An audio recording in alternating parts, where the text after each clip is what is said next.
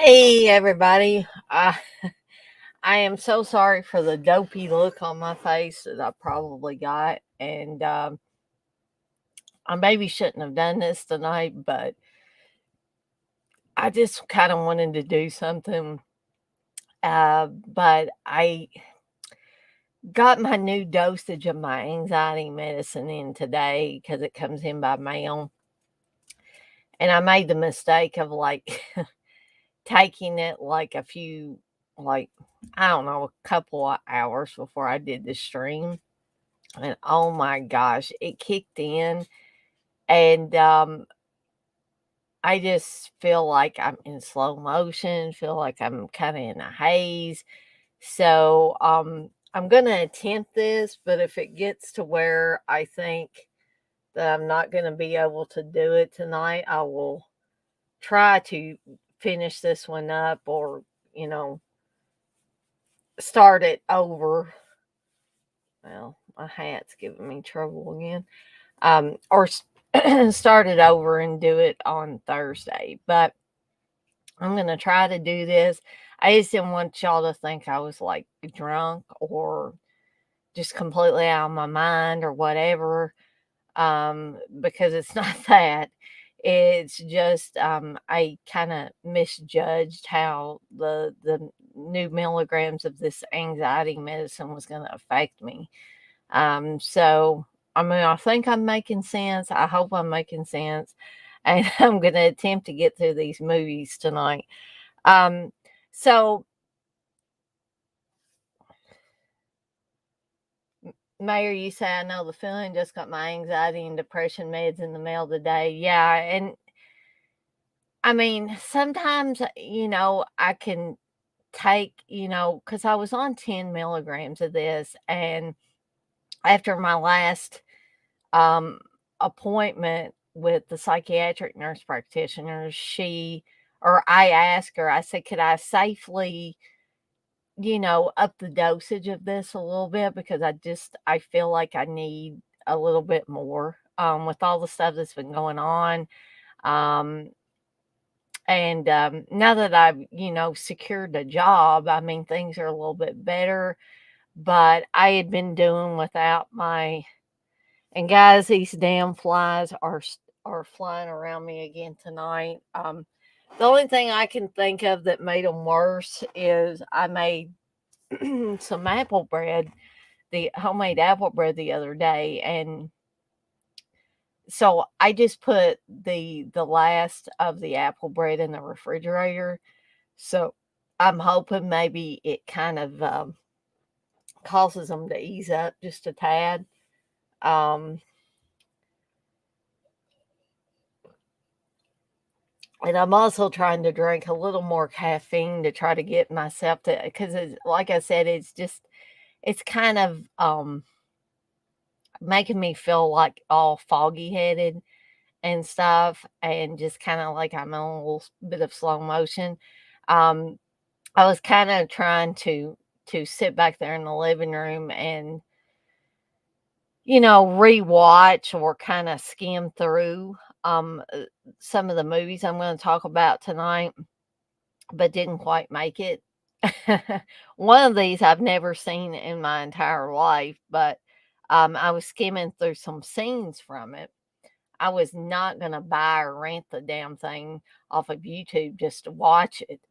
Um, s- for this, I wasn't going to do that because I'm pretty well, can guarantee that I'm not going to like it. The stuff like the trailer and stuff like that I've seen does not uh, suggest that this would be any type of movie that I was going to like. And of course, I'm talking about the remake from 2008. Um, but anyway, the dosage of my medicine went up from 10 milligrams to 20 milligrams, and evidently that made one heck of a difference as far as making me sleepy because I pretty much dozed off on the couch. Thankfully, I had the alarm set on my phone to get me up at 7:45, 15 minutes before I started this. Now, The other thing I'm gonna try to do, instead of making a bunch of slides, like PowerPoint slides to share, I don't know why this, if anybody can figure out just how to share pictures, um, without having to turn them into like a PowerPoint slide, feel free to tell me that, how I can do that on StreamYard. Uh,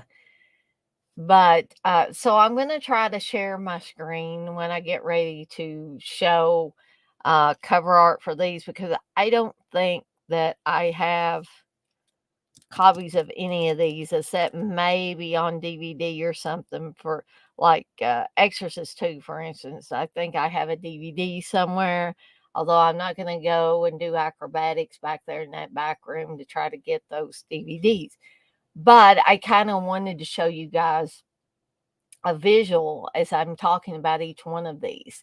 And so I'm going to attempt to share my screen with you when I get ready to show like the cover art and stuff for these, which means I will be sharing my Chrome tabs. Um, and I've got IMDb up on one of the Chrome tabs. Um, and I'm gonna, like I said, try to share my screen with you. Maybe you guys can let me know how well this works out. If it doesn't work out good at all, then we probably won't do that again. But I'm gonna try it this time. So, anyway, this is not a new idea. I mean, I pretty much didn't think it was a new idea. Um, I just decided instead of talking about Thanksgiving horror movies, I talk about movies that were turkeys or are turkeys, which means the really bad movies. And so, thankfully, several people had done lists like of movies that they consider turkeys. I look at a list of like the 100, or maybe it wasn't 100, maybe it was 50 worst horror movies ever made. And although I didn't write them all down, I did agree with several of them. And so I added them to my list. Now, I've got a list of 13 of these to cover tonight. So it may be possible that I do one of these again on cinematic turkeys before Thanksgiving gets here. So I just kind of wanted to do a little bit of, excuse me, I was trying to eat something real fast that had pepperonis on it. It was like pepperoni pizza breadsticks from Fazoli's, or something new that Fazoli's has, evidently. And I tried to eat them so fast that now they're kind of coming back to bite me. So please excuse me if it seems like it's just coming back to haunt me a little bit. That's why you shouldn't eat so fast. Uh I'm getting a little more alert. I think maybe if I keep drinking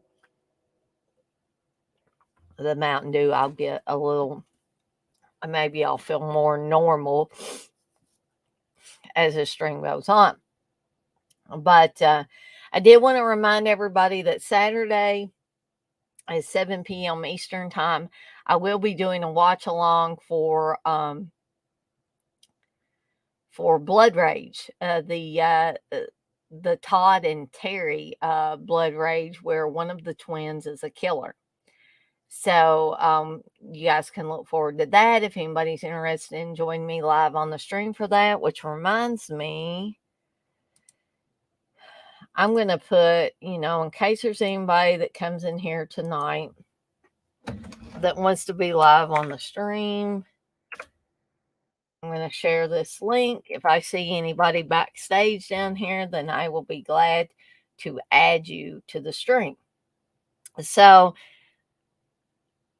the only other thing I wanted to share, but for those of you that were in here last night for my New York slasher stream, know that I did acquire a job, 100% remote job, help desk position, doing pretty much what I was doing at the other job and the job before that. Um, so I'm I'm really excited about that. I don't start until the Monday following Thanksgiving because they said with the holidays coming up, it would be better if I just, went ahead and my first day was the Monday following Thanksgiving. So I was like, cool, that sounds good to me. And we'll be making $20 an hour, get health insurance benefits, dental benefits, vision benefits, all that good stuff.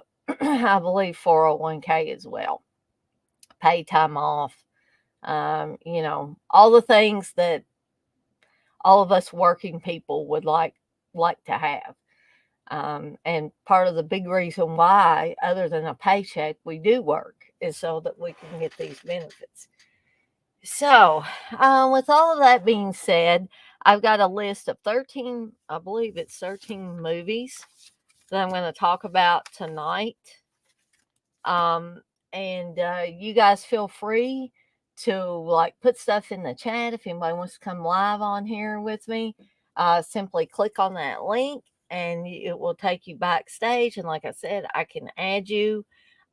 Perhaps you want to, add to my list of movies that you think are turkeys. And I'll be glad to let you have the floor and let you talk about them. You don't have to be on camera if you want to be audio only. That's perfectly fine. Also, I've been congested for a few days. It's like my sinuses are all messed up. So I'm going to try not to sound too gross, but I do have, I guess, what they call postnasal drip. So everything is draining and it's really nasty. And so I'm trying to get it all cleared out there, but it's kind of hard. You know. So, I'm gonna take a real big breath there. It does look like we got 4 people in here. Maybe we'll have a few more in here before I get too far into these moves. But guys, I'm gonna step away because this drainage is getting really bad.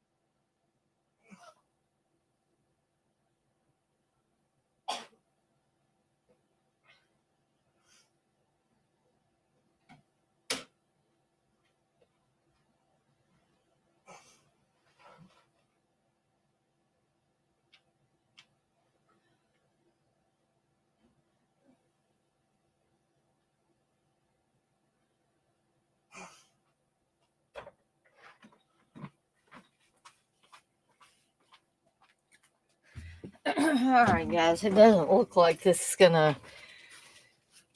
It is gonna clear out. So I guess y'all will have to keep hearing me kind of sniff and stuff. But I'll try not to make it too gross. And I'm sorry about the big blemish I have there too. It's it's just one of those things.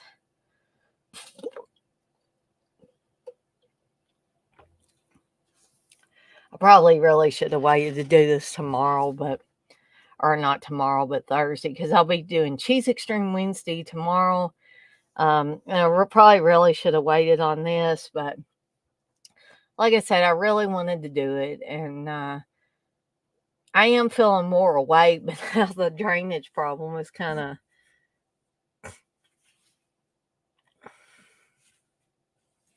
making me well, it's frustrating to just feel like you have something draining back in your nasal cavity down in your throat all the time. It's just really, really annoying. Mayor, you say no need to apologize. Well, thank you, Mayor. You're pretty much, I mean, we're showing 4 people in here, but you're pretty much the only one that is chatting right now. So, um, and two, this is the problem I was having last night, that I need to change the nose piece. These are just stick on nose pieces. And sorry, my hair looks terrible too. I had somebody in here and tell me I look a lot better when I don't take the hat off. So I apologize again um, for taking my hat off. See, now the hat's messed up. So, oh God. Thank you, 71. You say it's okay. Well, I don't know what's going on. I can't get the hat straight. Can't get the post nasal drip to stop, and also the doctor increased my anxiety meds, and it wasn't a good idea to try to take these a couple hours before I started the stream. Yeah. You say, don't be apologizing. It's all good. We aren't all dressed to the hilt in our homes. No, it's important to be comfortable when you're sitting around home, isn't it? that that is a number one thing. So we're gonna go ahead. We got 6 people in here now, so I'm gonna go ahead and get started with the movies for tonight. So y'all get ready to talk about some turkeys, because I think I am. So the first one is a Nightmare on Elm Street remake. And again, you guys let me know how this sharing my screen does. So I'm going to attempt to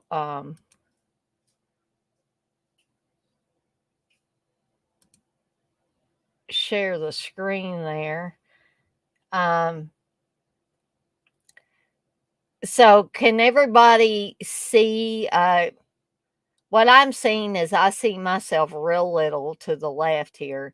And then I see, the trailer playing without audio, of course, because the audio is muted, for the Nightmare on Elm Street remake, and, a poster over here. So, 71, you say, can't wait to have a turkey, LOL. Me too. And the mayor, you say, yes, comfort is a key. So, can everybody that's in here see my screen up there? You can let me know. I kind of made myself bigger there. Let's see. Ooh, there, we can make it just a little bit bigger there, and I'm down at the corner. Well, actually, this is the remake from 2010, with Jackie Earl Haley playing Freddy Krueger. So you can see that, Mayor. Okay, that's great. So let me just try this. Yeah, hold on. Let's run this back. Quentin! So hopefully you guys can see the trailer for this. Yes, I do have super fast internet. It wasn't always the case here, 71, but now we have AT&T fiber. So I'm gonna shut up for a little bit and let y'all see this trailer for this masterpiece.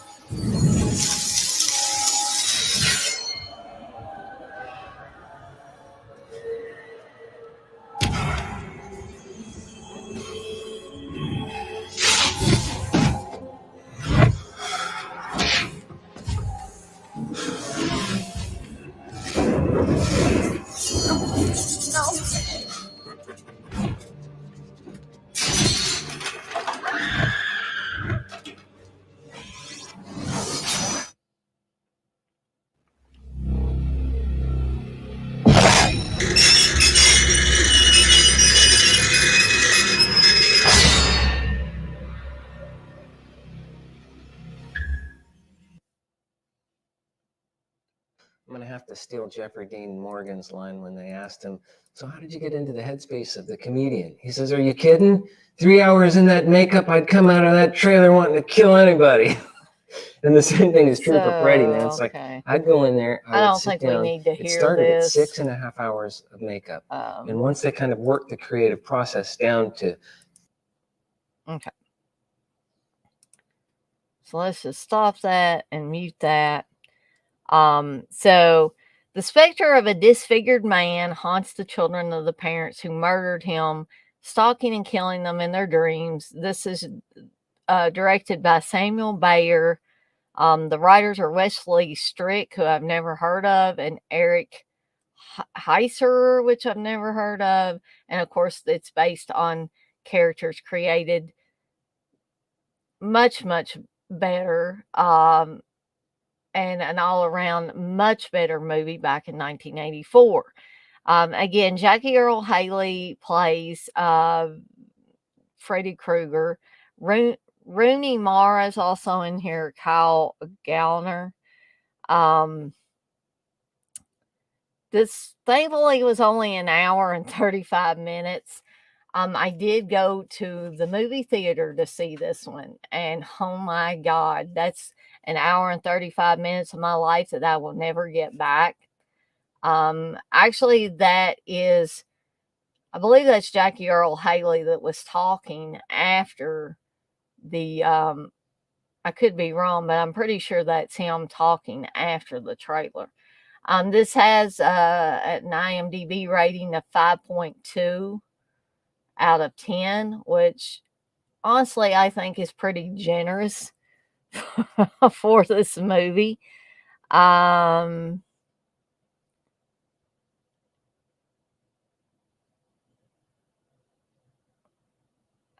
So let's see who else we got. Is there anybody? Well, Clancy Brown's in it playing Alan Smith.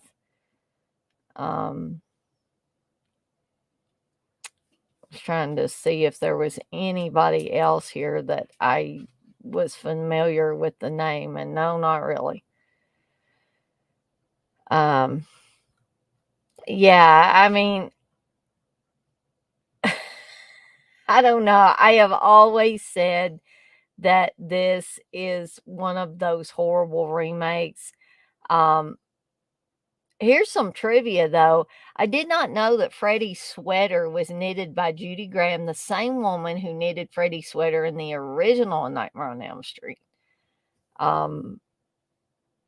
Let's see if we got any other interesting trivia about this. Producer Brad Fuller has stated that while the film was a financial success, the backlash from fans, critics, and industry professionals alike was so great that the phones at Platinum Dunes didn't ring for 2 years. And they would not make another film until The Purge in 2013. He admits that this film was handled poorly and a step back for the company, and it was decided this would be their last horror remake, which, in my opinion, they should have. I don't think it was handled improperly, but that's what a producer's going to say. I just think it was a bad movie.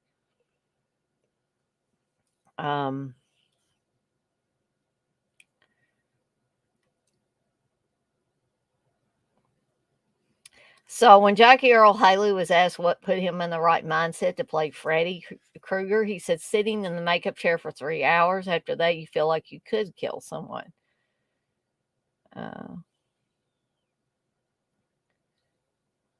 The Freddy gloves were the most protected props on the set. Previous films had issues with the gloves being stolen. Most notorious was a glove that was stolen from one of the films and appeared in Evil Dead 2, hanging in a shed. Wes Craven, having signed the sequel and franchise rights away when making The Nightmare on Elm Street just to get it financed, had no involvement with the remake and was not even aware it was being made until well into production. In a 2009 interview, he expressed his displeasure with the then unreleased film, as the original was very important to him. And I'm proud of, I'm proud of Wes Craven for doing that. It didn't keep it from getting made, but at least Wes Craven expressed, uh, his displeasure of this. On the other hand, Sam Raimi and nobody else involved with the original Evil Dead, when that horrible, in my opinion, remake came out, nobody said boo about it. So kudos to Wes Craven for having the balls to say, "Hey, I don't, I don't like that." That you're doing that, even though I signed the sequel and franchise rights away, um, way back when, to get my original film financed.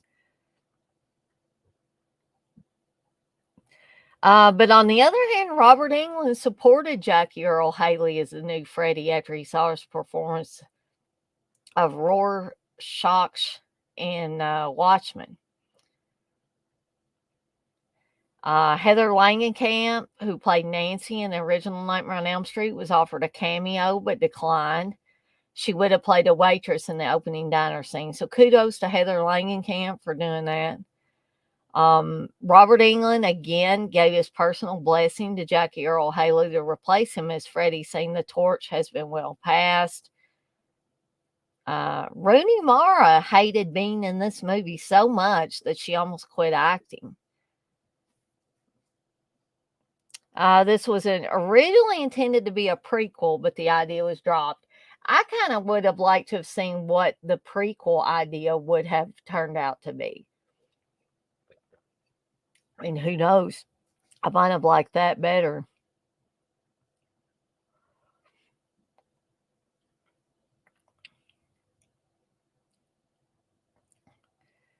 But I'm not going to go through, every single one of these. Just reading some of the, oh, good Lord. The girls for XYZ, we're going to block. Hold on, guys.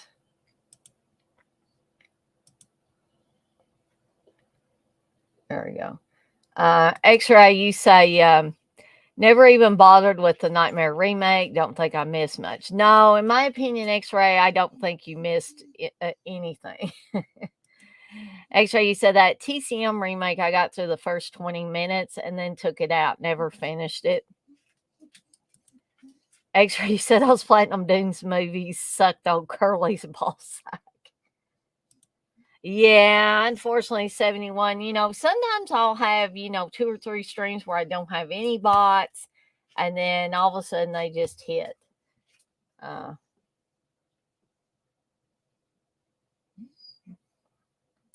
Welcome, Mark Robel. You say you kill a turkey with a baseball bat?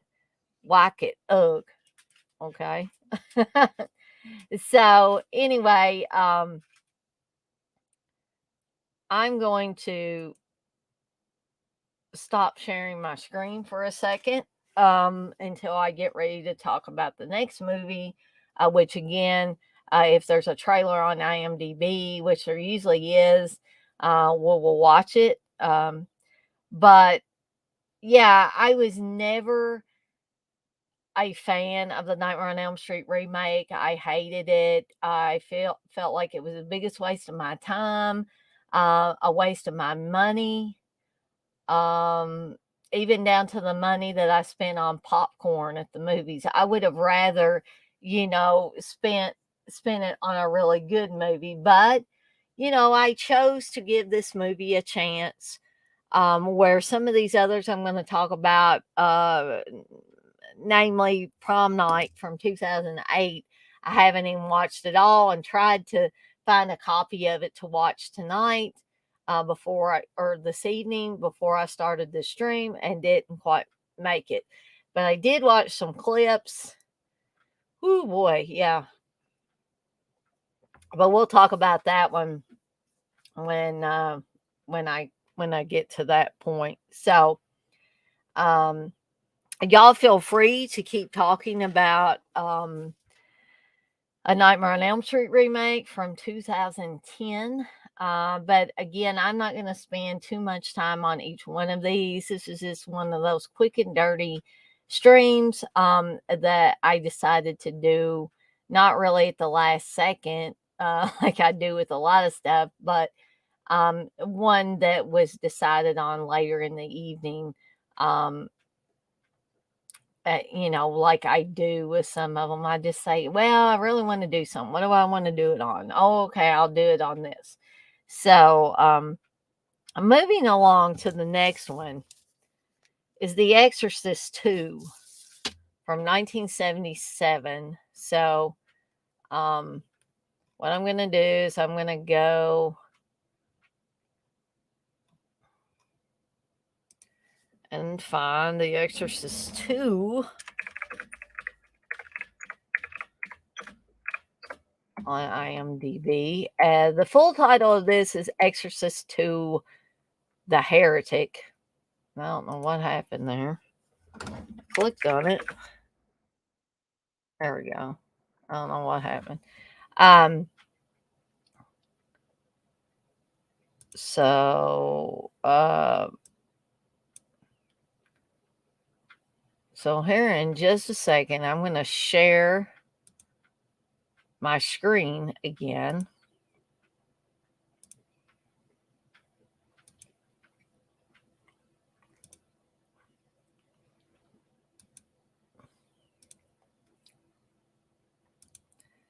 And we're going to watch this. Shocked the world. Now, the struggle between. Okay, let's run that back. 4 years ago, The Exorcist shocked the world. Now, the struggle between good and evil goes on. Exorcist 2, The Heretic.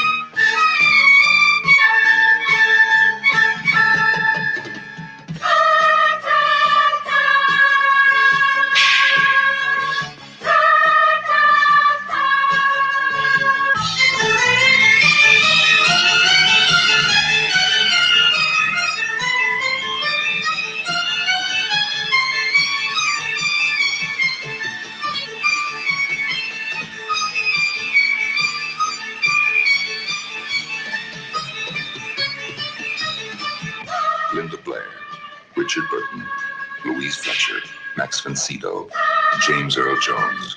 Exorcist 2, The Heretic.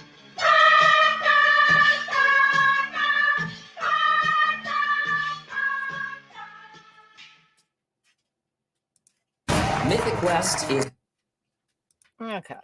So I'm going to mute that. And also, guys, I'm thinking this Mark dude is, he's talking about killing turkeys in really gruesome ways. And, I eat turkey for Thanksgiving, but dude, come on. We're not really in here to talk like that. So, anyway. Texas, you say, I've been here, just was eating dinner and whatnot. That's cool, Texas. X-Ray, you say, Steve really needs to show up in a stream wearing James Earl Jones' African grasshopper costume. Shit would be dank. Well, let me ask him about that. When he's in a little bit better humor, I'll ask him and see if he will agree to that. X-Ray, you said the teaser and trailer to Exorcist 2 were pretty baller, gotta admit. Now, I will admit that the trailer for The Exorcist 2 is a lot better than the actual movie. Welcome back, 71. You say you actually liked Exorcist 2, and Steve likes Exorcist 2 as well. And I'm going to tell you why I don't much care for it. here in just a little bit.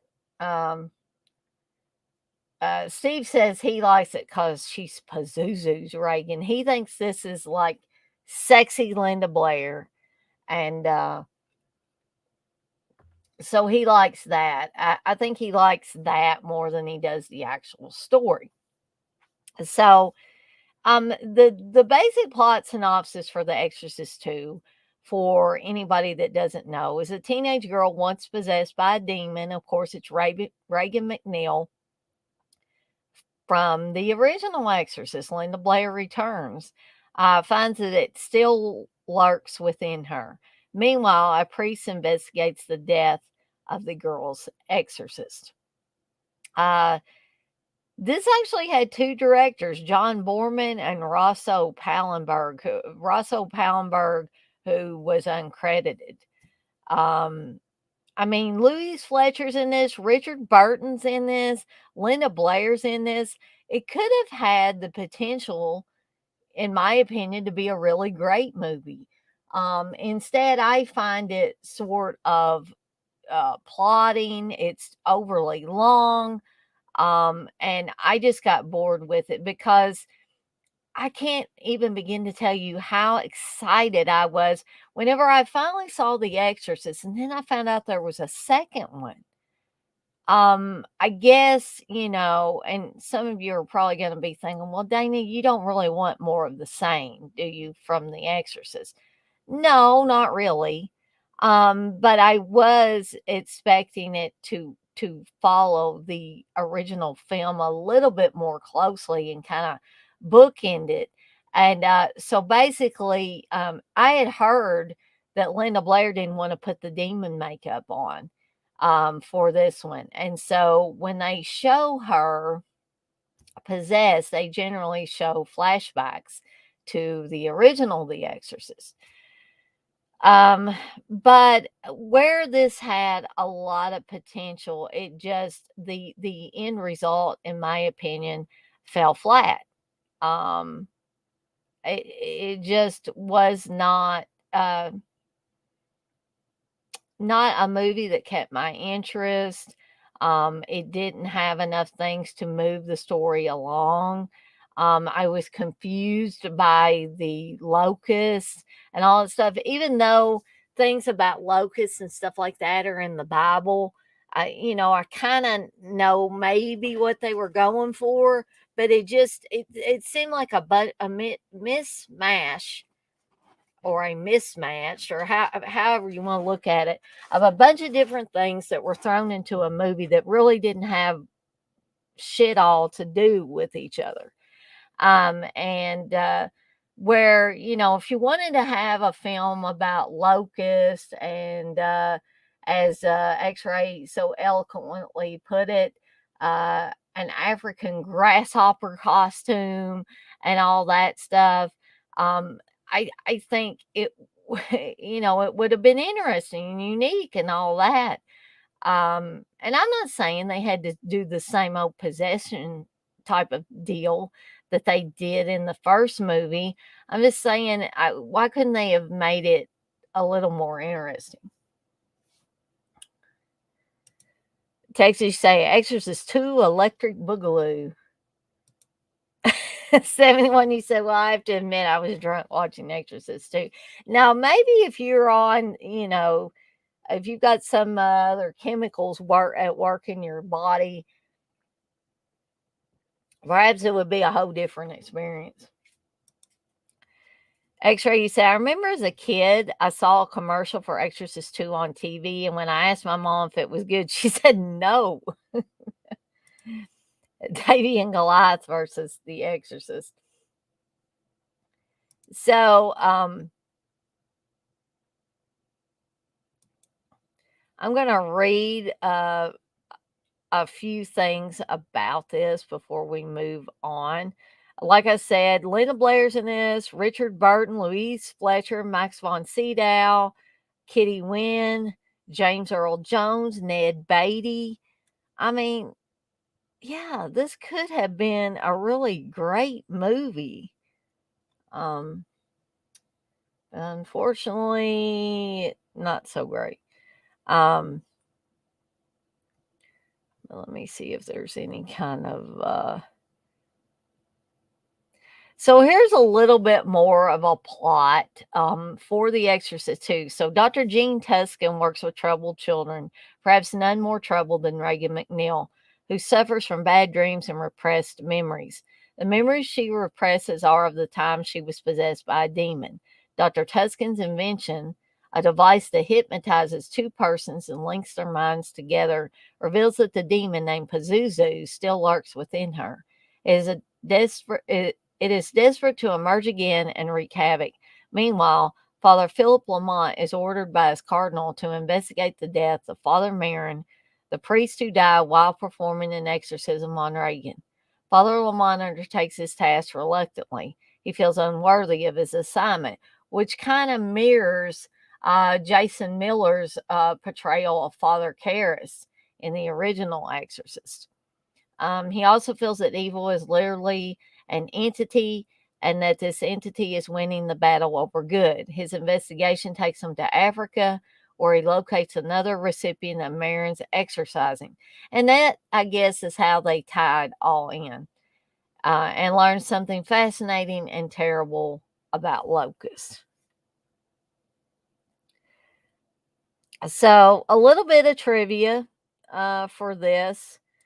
Um, the original cast and crew of The Exorcist were very much opposed to a sequel. William Friedkin and William Peter Blatty actually met to discuss ideas at one point, but when they failed to develop a suitable premise, they abandoned the project. Both Linda Blair and Ellen Burstyn turned down repeated offers by the studio, though Blair eventually agreed to return when presented with what she considered a good script. However, according to Blair, due to various rewrites, the script ended up a total mess.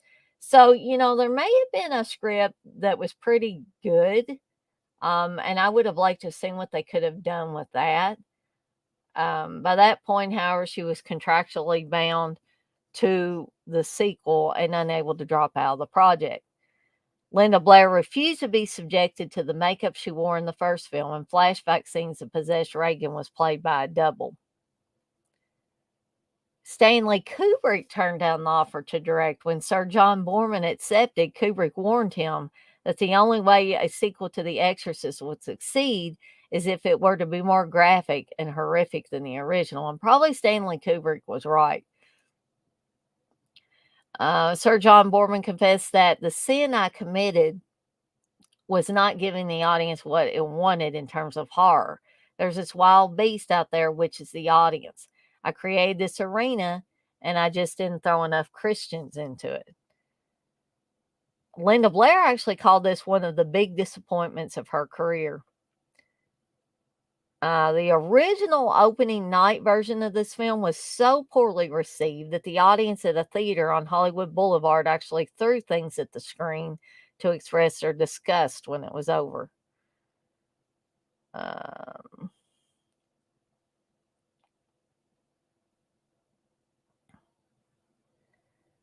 William Friedkin, director of the first film, told a story recalled to by a Warner Brothers executive at the Chicago Critics Film Festival in April 2013. Studio heads came to the sneak preview of Exorcist 2 in a limo and told the drivers to get fast food. They entered the auditorium, and within 10 minutes into the film, an audience member stood up, glanced at the crowd, and proclaimed, "The people who made this piece of shit are in this room." 10 or 12 other audience members gathered to find the executives. The heads rushed out of the theater and realized that there were no cars to make their escape. They were subsequently chased down the street by a group of angry audience members. Poor Richard Burton started out sober, according to Linda Blair, but frequently became drunk during the middle and end of filming. She also says that tensions were high among the cast. William Peter Blatty, the author of the original novel, reportedly had to stifle his own laughter upon viewing the film at the premiere.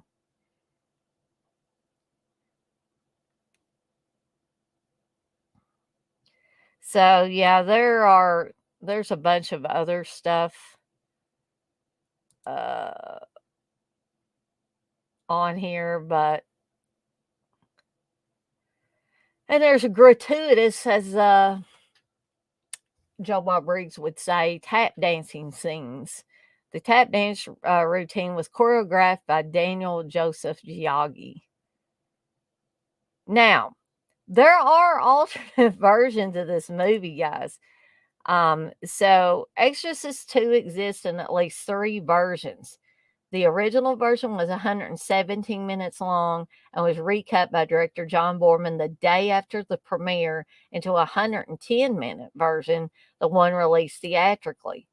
Major differences include the addition of a recap of the events of the first film through narration and freeze frame, using stock shots of Linda Blair from the first film for the climax.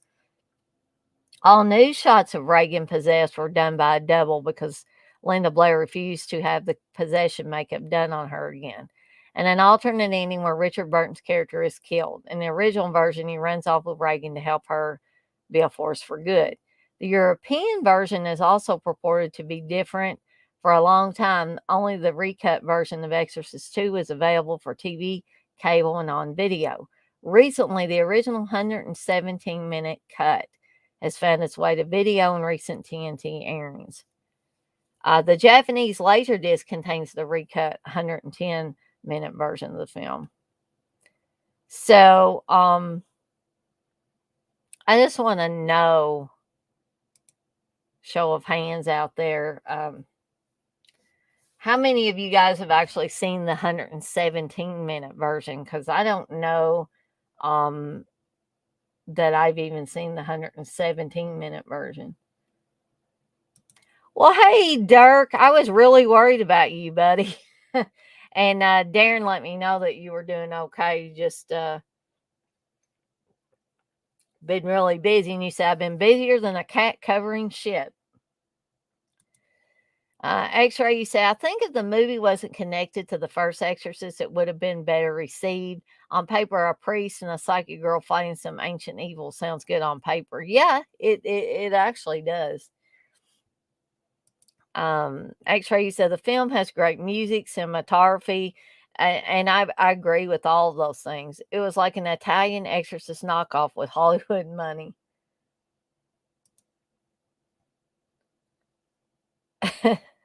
So when you say I was too, was ordering Cheetos. Hey, Red, you say, hey, what are y'all talking about? Thanksgiving and November films? Well, actually, Red, we're talking about turkeys, and not gobble gobble turkeys, but movie turkeys tonight. Movies that I picked that I think, in my opinion, are bad movies.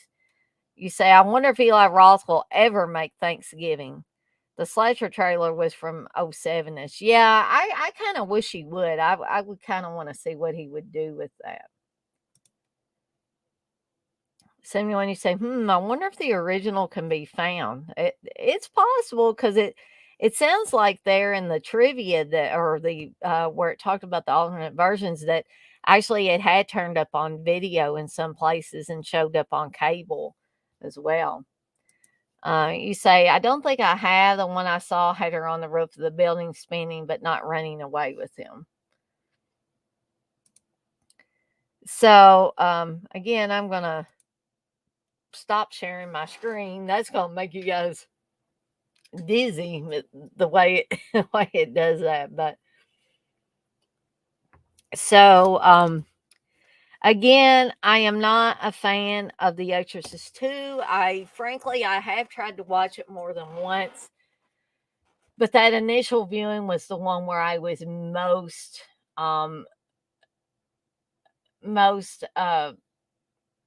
disappointed with it, because I don't know, I didn't expect them to spit The Exorcist back out again. I just expected it to I guess to be more entertaining. It just it does have great cinematography, just like X-Ray said. It does have great music, but the story itself did not hold my interest at all.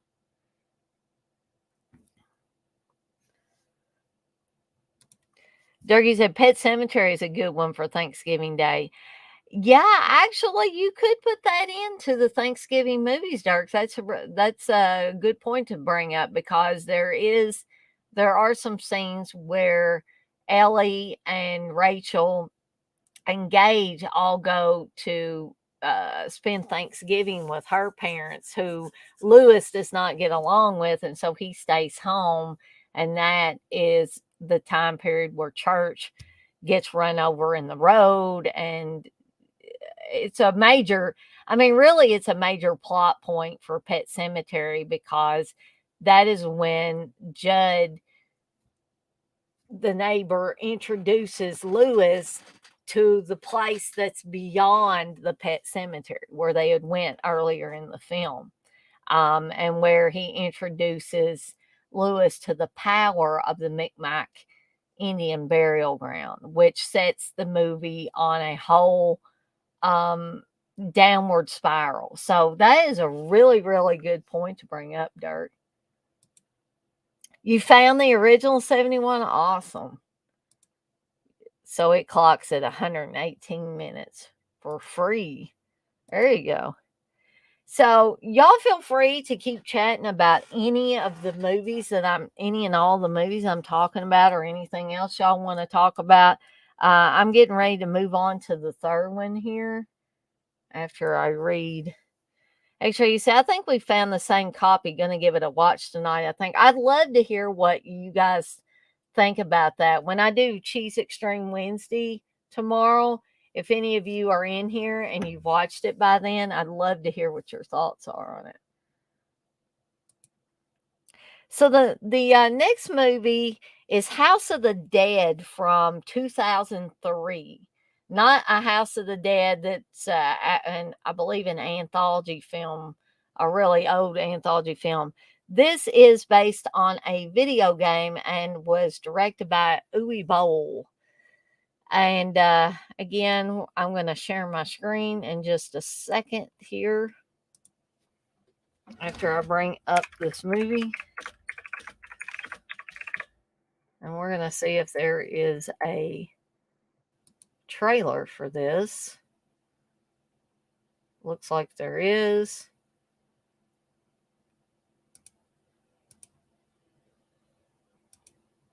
Okay.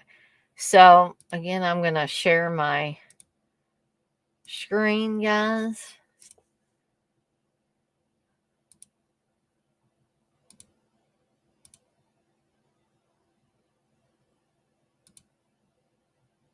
All right. So, we're going to watch this trailer here.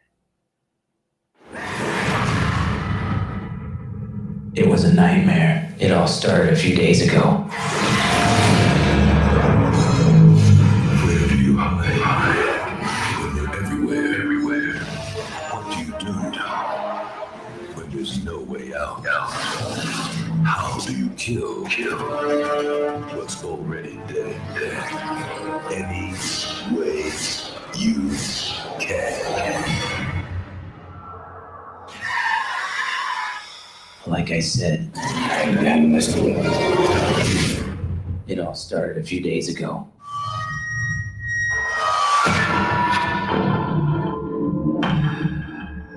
Doesn't this bother any of you? We're on the island where the party of the year is supposed to be happening, but it's completely deserted. Well, they sure as hell did not go to 7-Eleven to get more booze.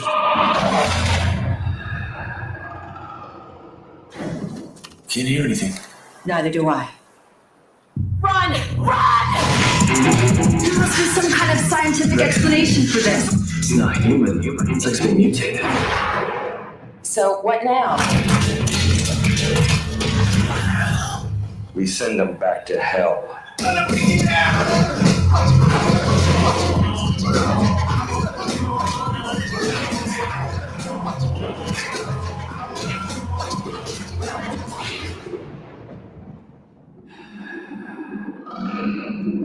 Is that you, Matt?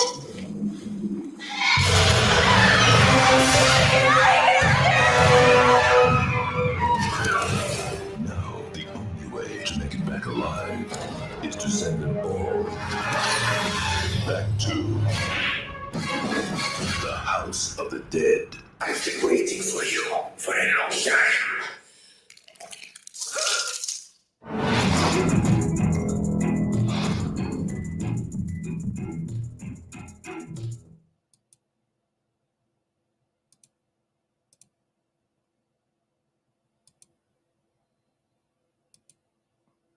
Okay.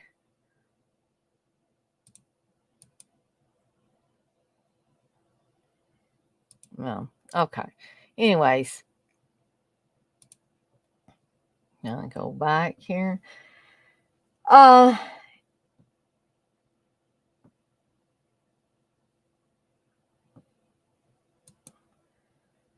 X-Ray, you say, as a fan of the games, that movie was a huge disappointment when I first watched it. Years later, though, I came to appreciate it as a kind of unintentional comedy. Yes, Texas, House of the Dead. X-Ray, you said the shootout sequence towards the end was the best thing Yui Bowl ever shot. Dirk, you said, I just finished watching Motel Hell. Probably been 30 years since the last time I saw it. Oh, wow. Dirk, you'll have to let us know what, your thoughts were after, 30 years in between watching it last. 71, you say, isn't Motel Hell the one where everyone staying at the motel gets killed? Pretty much, 71. So let's talk about House of the Dead here a little bit. So a group of college students travels to a mysterious island to attend a rave, which is soon taken over by bloodthirsty zombies. Um, and again, look, you have Clint Howard, you have Ellie Cornell from Halloween 4 and 5. Let's see who else we've got here. Jurgen Prochnow.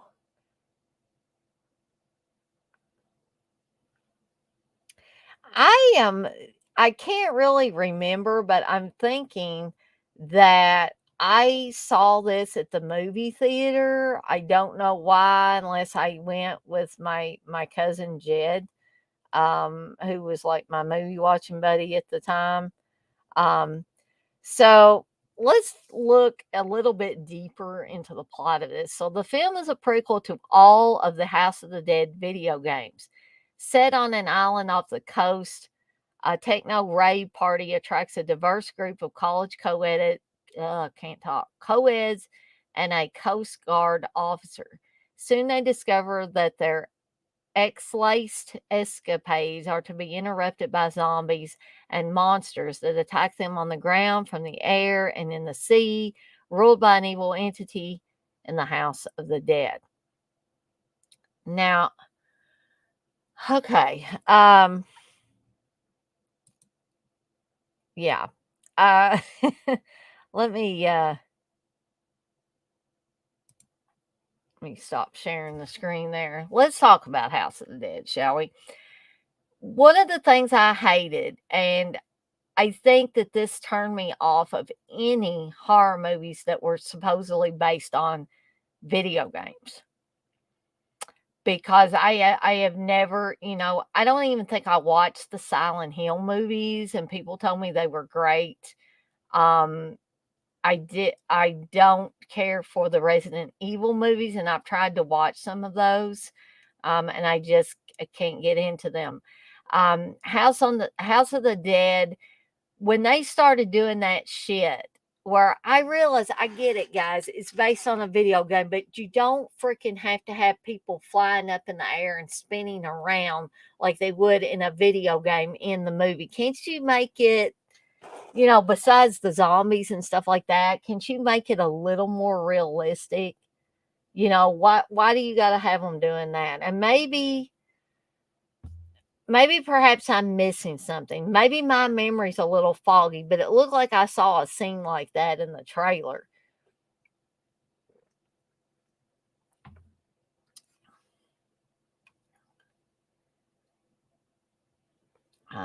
Let's see. Actually, you say, pretty sure any movie called Motel Hell is about people dying. Actually, you say Jurgens for men. Prochnow was the MVP of the movie. He was funny as shit. 71, you say, I could make a Motel Hell movie where there was a portal to hell under it. There you go. Bleeding walls, all of that. Dirk, you say, it still holds up to me, LOL. It takes all kinds of critters. That's right, Dirk. And you knew I was Farmer Vincent for Halloween, right? Were you able to see my pictures that I put up on Facebook? My mom told me that was the best costume she believes I've ever had for any, I guess, maybe any Halloween, either that or maybe any Halloween since I left home. So I was pleased at that. She said she laughed for about 10 minutes straight. X-Ray, you say Silent Hill sucked dick. Love the games. X-Ray, you say House of the Dead, you just played regular people, not ninjas. You had to kill zombies, mutant monsters, and save civilians from getting killed by beasts in the game. Gotcha. So X-Ray, was I just mistaken, or did people literally rise up in the air and spin around and shoot their guns? Am I just totally off base with that, or did that happen? Because I could have sworn that happened. But so yeah, House of the Dead completely turned me off of any horror movies based on video games forever and ever after that. So I wasn't mistaken. Okay, so you said that happened. I'm afraid that like my memories, especially if it's been a long while since I've seen something, my memories and what actually happened. Sometimes I think, well, I'm a little foggy on this. Did this really happen or not? So, I don't want to, be talking out of the side of my mouth or anything about this stuff. X-Ray, you say it was hilariously awful. Yes, anyone, most modern movies suck. I could probably pick a handful of modern movies that don't suck, but that would be it. So yeah, I totally get that. So moving right along to the fourth one on my list is the Fog remake from 2005. You guys that have listened to Dead Pit for any length of time, these guys are not fans of this movie.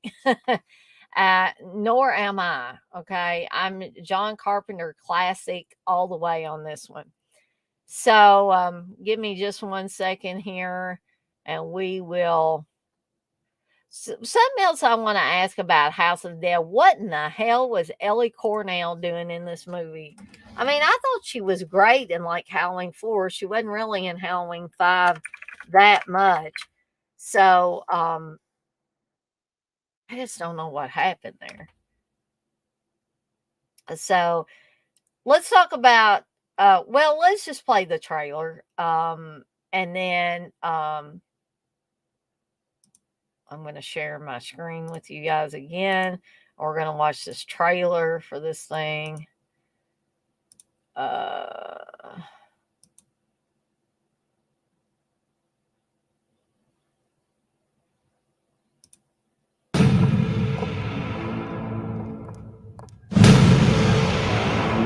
I think we've got a trailer here, or not a trailer, an ad. Sorry about that, guys.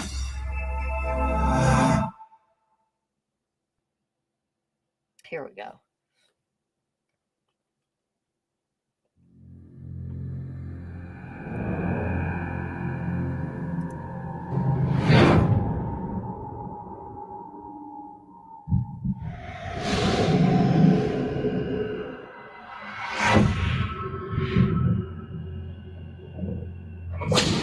I got something on my radar. Looks like a fog bank, and it's moving straight toward us. What kind of fog moves against the wind?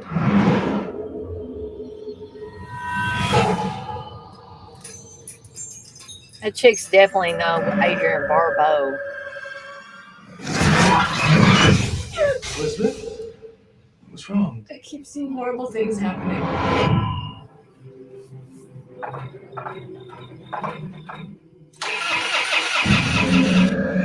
Come on, please.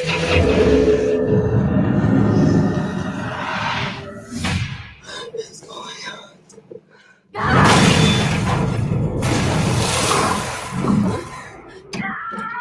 What's happening? They killed him. The fog killed him. Get off the island. Why? Just go. Somebody out here?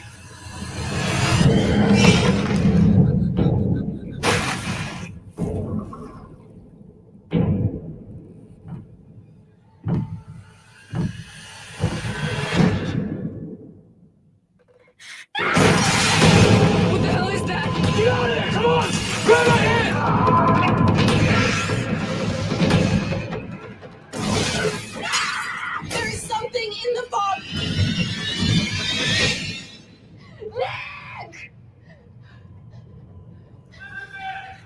Where are you? Nick!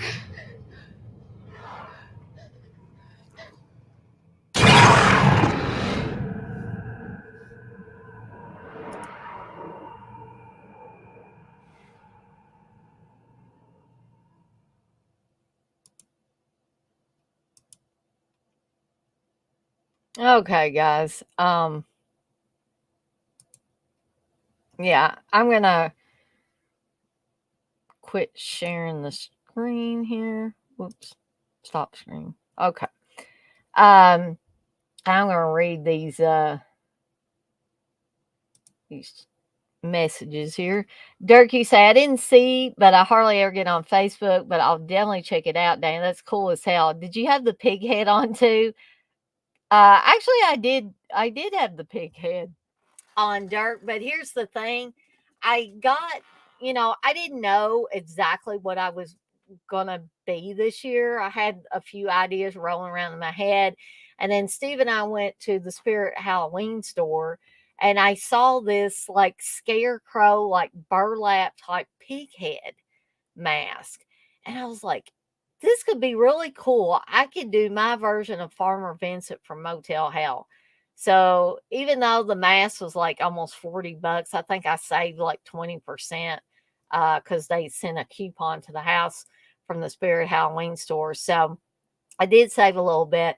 And then I figured out that even though they're kind of girly, but if you don't look at the bottom of my overalls, that it's got the little cutesy little embroidery on it, you could almost imagine they're Farmer Vincent ones. Because I was going to go to Goodwill and try to find some men's overalls, like my papa used to wear. And then I thought, well, just to save money, because during this time period, I was without a job. And so I thought it better that if the less money I spend on a costume this year, the better. So the money ended up being going towards the cost of the mask. So,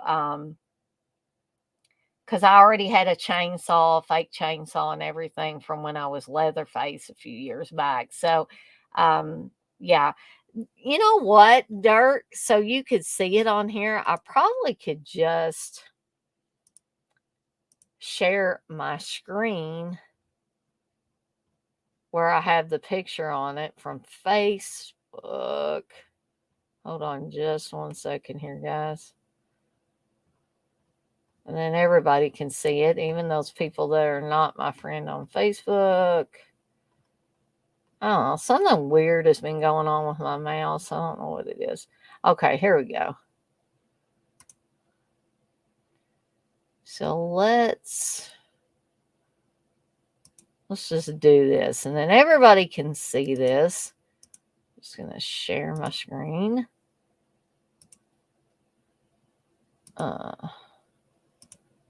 So let's see here. So what do you think, guys? I've got my picture shared up there from Facebook. Steve took the picture of me. I also had that shirt already spattered with fake blood from when I was Leatherface as well. So I very much had my whole costume except the pig mask. And so hopefully I'll leave that up there for a little bit. I'm going to read some more of these. But what I did figure out, Dirk, is we went to Caulfield's, which is a kind of a famous costume shop here in Louisville that's been around for like 100 years or so. And Steve, and all the time he's lived here in Louisville, he never went. And so we finally decided to go this year. And they had the actual Trick or Treat Studios licensed Motel Hell mask. And guys, if I hadn't already bought this one, which I think it looked pretty cool, but I may wait a few years and then be Farmer Vincent again and see if I can get that Trick or Treat Studios mask and keep this one for like a prop or something.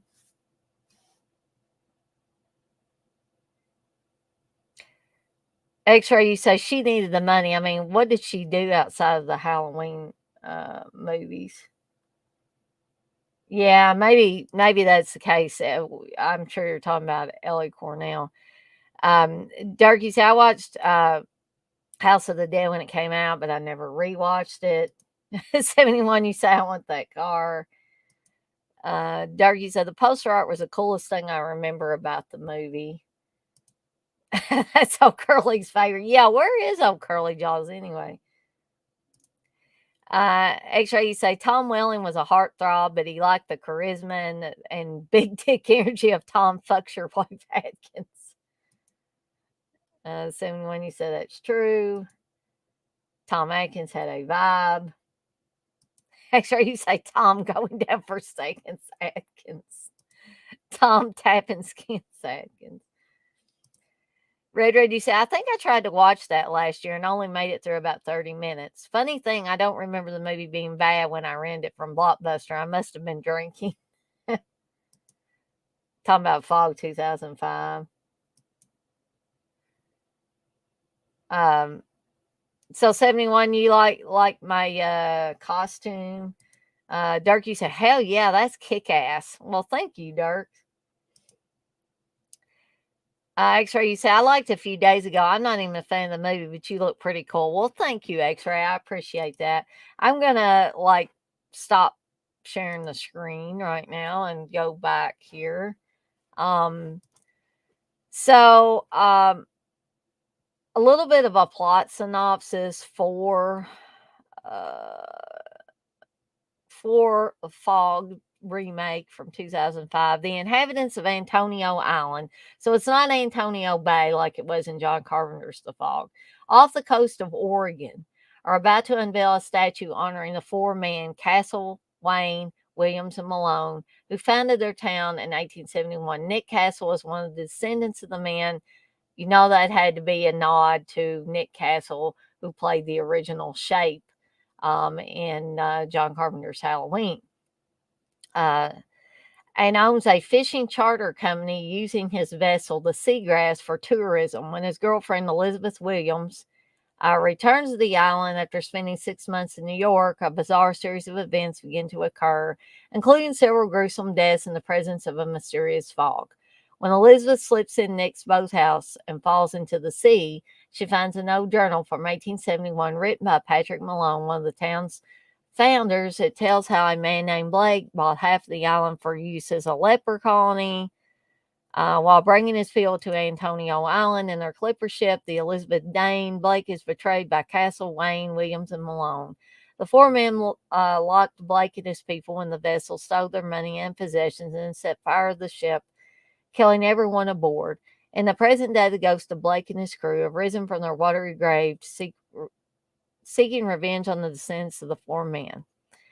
So, although the story is similar to John Carpenter's original film, they've made some changes and some alterations. But again, even doing this was not enough to save this movie. Guys, it's just like, I remember, I don't know why on earth I bought this thing. I guess I just didn't know any better. I know I have it in my DVD collection back in the back. It says, as far as trivia, let's look at this. Though credited as a producer, John Carpenter described his involvement thusly: I come in and say hello to everybody and go home. So at least John Carpenter, grumpy or not, at least he's honest. Selma Blair did almost all of her own stunts. For her underwater scene, she spent 12 hours in a water tank with only short service breaks for 2 days straight. Rupert Wainwright's last directorial feature that's a theatrical film. As the critical and financial failure of the film led to his film directing career dying. Well, it's no wonder. For people that have seen this movie, you know why. In between takes in Vancouver, press were granted access to the set. During Selma Blair's interview, director Rupert Wainwright made a joke she didn't like. In response, Blair reached into her shirt, pulled out a rubber breast enhancement pad, and flung it across the conference room with the director deadpanning, "That's the Adrienne Barbeau part of the role." Tom Welling's character, Nick Castle, is named after Nick Castle, the actor who played the Shape in John Carter's Halloween. During early development, Julia Stiles expressed interest in the role of Elizabeth. The screenplay was subsequently tailored, the character matured, and the role expanded when Stiles did not come aboard. Maggie Grace was immediately cast, and the character of Elizabeth was rewritten to be younger and more innocent than in previous drafts. So in this version, Elizabeth is the daughter of the town official. In the earlier version, these characters were played by real-life mother and daughter, Janet Leigh and Jamie Lee Curtis. However, in that version, their characters are not connected and only share one scene and never speak to each other on screen. Deborah Hill, who sadly passed away from cancer, died shortly before filming began. Selma Blair was the studio's first choice for Stevie Wayne, but again, she is no Adrienne Barbeau, in my opinion. But she wasn't offered the part because Julia Stiles was still attached to play Elizabeth. Blair and Stiles had acted together twice before in Down to You and A Guy Thing. Blair was contacted when the role of Elizabeth went to Maggie Grace. Her contract closed with 48 hours, and she started shooting less than 2 weeks later.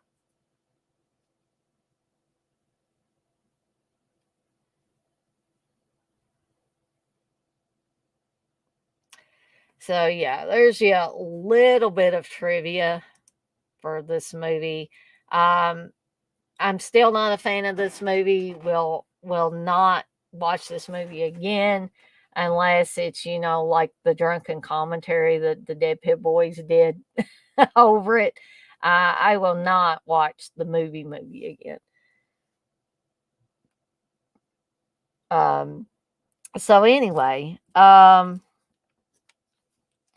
the next one, number 5, is When a Stranger Calls from 2006. Now, guys, I am a huge fan of the original When a Stranger Calls with Carol Kane playing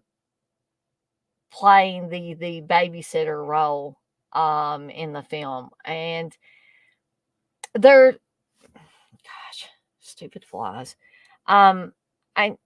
To me, there are a few reasons why the remake doesn't work, or it doesn't work for me. And I'm going to talk about that in just a minute or so. But we are going to, I'm going to see, there should be a trailer.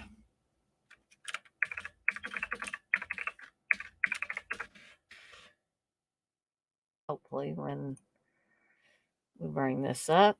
Okay, here we go. So again, I'm going to share the screen.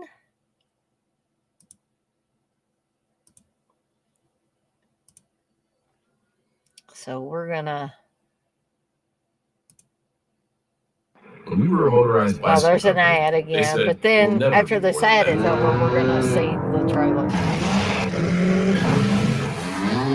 What will they say next? On the Power of Dreams.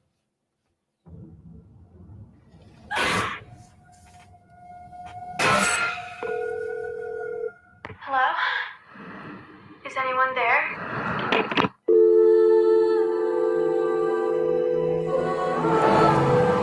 I could have at least driven myself, Dad. I don't want you driving home alone this far so late at night. Wow. You must be Jill. We were so thrilled to find a babysitter at the last minute. Come on, I'll show you around. Your house is amazing. Thank you. Anything else? Where are the children? First bedroom at the top of the landing. Just make yourself at home.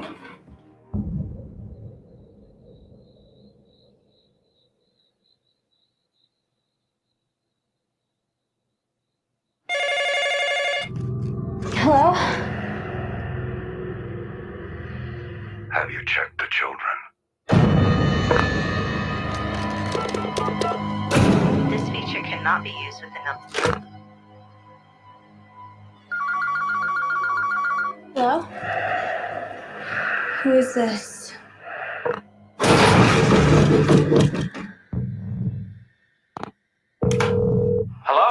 Bobby? Jill, is that you? Have you been calling me?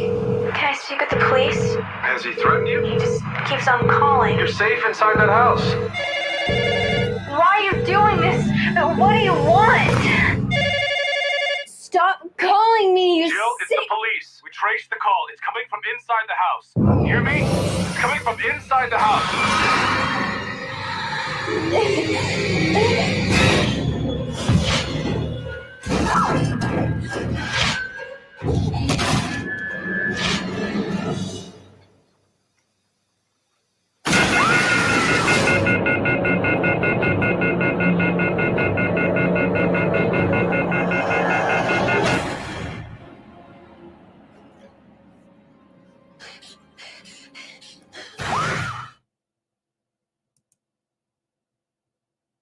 Okay. So let's, for those of you that aren't initiated into this movie, let me give you a little plot synopsis for this. So, Jill Johnson, a young teenager, is asked to babysit for a rich family in a massive 3-story house. The kids are sleeping, giving her no company until she gets a mysterious unknown call. When she finds out the caller is in the house, she fights for freedom. Can she escape and save the kids on time? All right, so I'm going to again stop sharing my screen. So anyone who says I should be able to find that on YouTube, Dirk, you say, yeah, that remake is a toilet flusher for sure, for sure. So when a stranger calls, like something that really jumped out at me after years of not watching this movie, but seeing this trailer again, is the voice on the other end of the phone, the voice that says, have you checked the children yet? No, no, no, no, no. You know, I feel like the mom in Almost Famous, where she's like, no, no, no, no, no, more than one test missed and stuff, when she's telling William, you know, what her restrictions are if she lets him do what he's wanting to do. So the voice just isn't scary. It's not ominous, it's not sinister, it's just does not work for me. Okay. So if there are any of you guys watching this now live, if anybody watches this later and you have not seen the original When a Stranger Calls, starring Carol Kane and Charles Durning, then please find a for free version of When a Stranger Calls and watch that movie. Now, I will warn you that a lot of people say that they don't like it because you have the really scary part at the beginning where the obviously supposedly younger Carol Kane is babysitting. And this in the days way before cell phones. A cell phone, I believe, is used in the 2006 version. But in the version with Carol Kane, there were no cell phones. Okay. And you're probably thinking, well, yeah, but the 2006 version, she's way out in the middle of nowhere, basically, so it's creepier. Not really. Because even though Carol Kane's character is in a neighborhood in this, you know, and you know, you would think she'd be relatively safe. She's not out in the sticks anywhere. She's not out in the middle of nowhere. But she has no cell phone.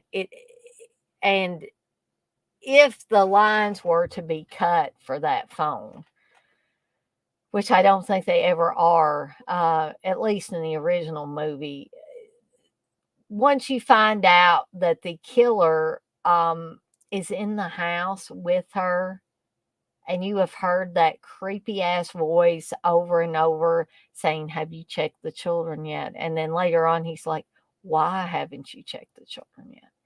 And it turns out that he has murdered the children upstairs and he's planning on killing Jill next. And so the original film started out as a short film where it was just the babysitter part and nothing else. So when it came time to expand this movie or this short into a full length movie, they had to pad it out somehow. So what they did was they had a middle part with Colleen Dewhurst being menaced by the guy who had escaped from the asylum where he had been since he murdered those children and tried to kill Jill.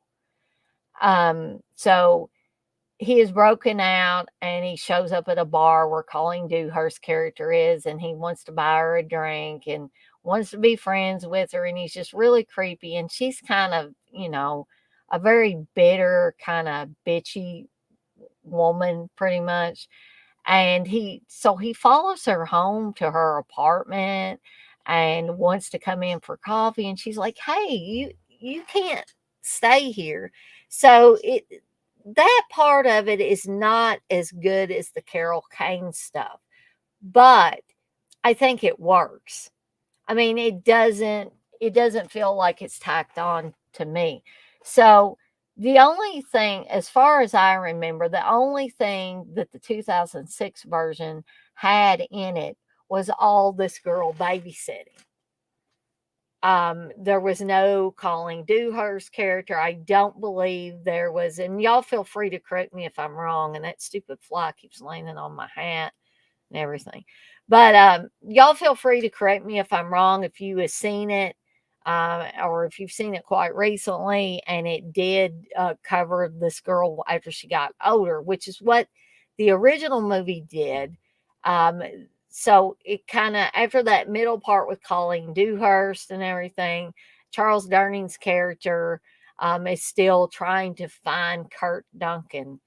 And so somehow Kurt makes his way to where Jill is. Jill has since married, and she's a very successful in different things in the community. Her husband has just got a promotion at his job. They have 2 lovely children, and they have somebody babysit their children, and they're going to go out to eat to celebrate her husband's promotion. While they're in the restaurant, it's a fancy restaurant. Of course, the maitre d' or waiter or whatever comes over and tells the gentleman that he has a phone call. And Jill says, "No, you stay here, finish your meal. I'll go get it. It's probably just the babysitter." So you see her get up, leave the table, go to the front of the restaurant, and you see her pick up the phone and say, "Hello," and I think she asks or says the babysitter's name, and you hear that creepy ass voice again saying, "Have you checked the children yet?" And the most ear-splitting scream comes out of her mouth, and her husband hears it, comes running up to the front of the restaurant. She's just in a panic. She's about to have a nervous breakdown. They rush home. The kids are okay. And I'm not going to tell you how that movie ends. But to me, that movie is a lot scarier. Sends cold chills up and down my spine every time I watch that original. And I would highly, highly recommend it, especially if you can find a for free version, which I'm pretty sure that you can. So, yeah, this remake cannot hold a candle to that original, in my opinion. Just a really, in my opinion, useless remake. Didn't need to be made at all. Dirk, you said, "I seen it a few years ago, should have never been made, in my opinion." Me too. You say you love the original, though. Me too. I totally agree with all of that.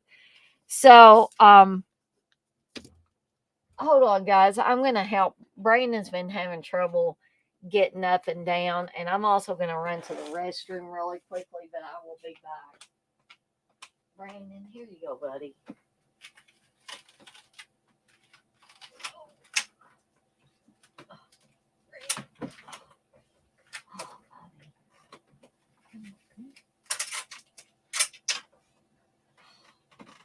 just don't, honey.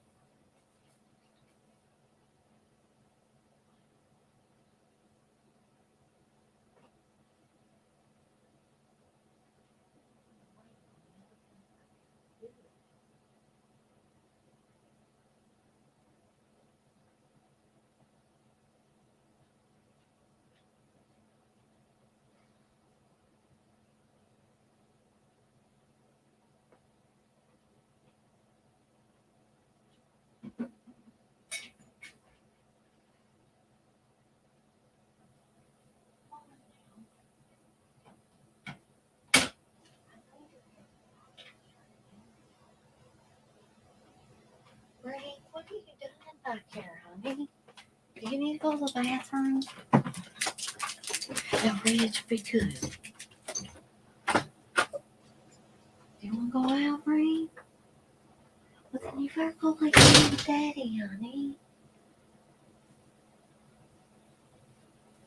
Okay. Sorry, guys. It's like I always say when you have multiple dogs. I got Brink in here. I don't know why she's not in bed with Steve. I don't know if her stomach's bothering her or what. Brandon, poor old guy, he leaks in his wraps all the time, so I have to keep those changed out. And I know y'all are not interested in this drama at my house, but I probably lost some people while I was doing that. But anyway, moving right along to number 6, which is Prom Night, the Prom Night remake from 2008. So let's get this little stinker up here. And this is the one that I tried to find a for free version because I'll be damned if I want to pay money just to watch it. Sorry, guys. Just to do a stream. But I actually wanted to see, I was hoping I'd be able to skim through it and be able to, this only got a 3.9 out of 10 on the IMDb rating. But I actually wanted to see how bad it was. 71, you say it's okay, I was getting food. Okay, gotcha. So we're going to, or rather, I'm going to share my screen once again. So we can watch this lovely trailer. And again, we got a new ad. My DNA is literally all over that. Gross. Oh, cray, but nay.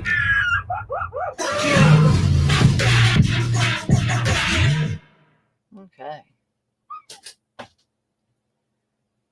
Okay, guys, I'm sorry. I'm gonna let Rage in while y'all start talking. Lying in my bed, I hear the clock tick and think of you. What color is your dress? It's a champagne color, then it's a little sexy. You look beautiful.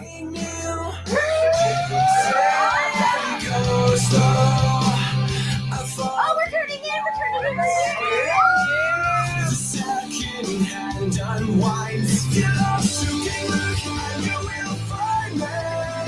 Should I get 3 keys to Suite 312? Oh my gosh, you guys! This is it. This is all ending. It's the time of our lives. Sure gonna miss you guys. Cheers.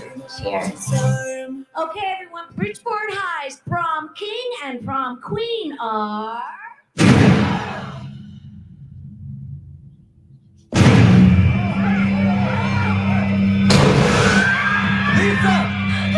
Lisa! Oh my god! 3 years ago, this guy, he got obsessed with a young female student. He went psycho. He's been in a maximum security prison up until 3 days ago. Claire? He's somewhere in this hotel. Is anybody here? Hello? Donna. Oh, I've missed you.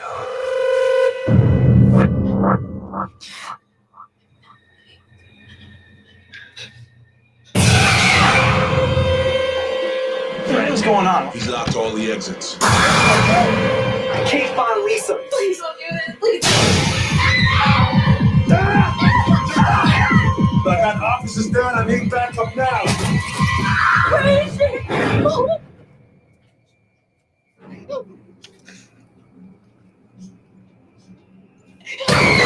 He's not gonna stop until he gets her.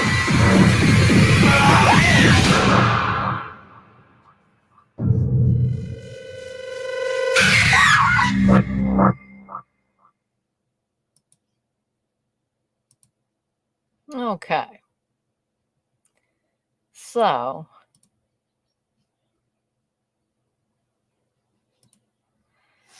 Uh, just looking at that trailer, if I had saw that trailer and nothing else, it kind of looks intriguing. I mean, I'm not gonna lie, but I did manage to watch some clips from the movie, and like, yeah, I had anxiety medicine in me, but it just seemed so boring. I think that they must have like taken all the action sequences from that movie and put them into the trailer. Um, so I think, I might try, watching it on fast forward, so to speak, at some point in time if I can ever like I don't know if Steve has a copy somewhere that I could watch very speedily watch anyway. But I have never heard any good things about this remake. Um, so I'm not expecting much. Those clips didn't really, like I said, didn't get me intrigued at all. Um, and no matter what people might think of the original Prom Night with Jamie Lee Curtis, I still think it's better than this. I've got the funny feeling that these are going to be overly obnoxious, supposedly teenagers in this. And I just have a very bad feeling about it. That's not to say that I won't try to watch it if I can find a for free copy. I mean, I tried to find it on Tubi. I could find the original on Tubi. Um, and YouTube, I was only finding clips. I was not finding the whole entire movie unless I wanted to buy or rent it. And I'm like, screw that. I'm not doing that. Not for this movie anyway. So let me give you a little bit of a plot synopsis for the Prom Night remake from 2008. So Donna's senior prom is supposed to be the best night of her life, one of magic, beauty, and love. Surrounded by her best friends, she should be safe from the horrors of her dark past. But when the night turns from magic to murder, there is only one man who could be responsible, the man she thought was gone forever.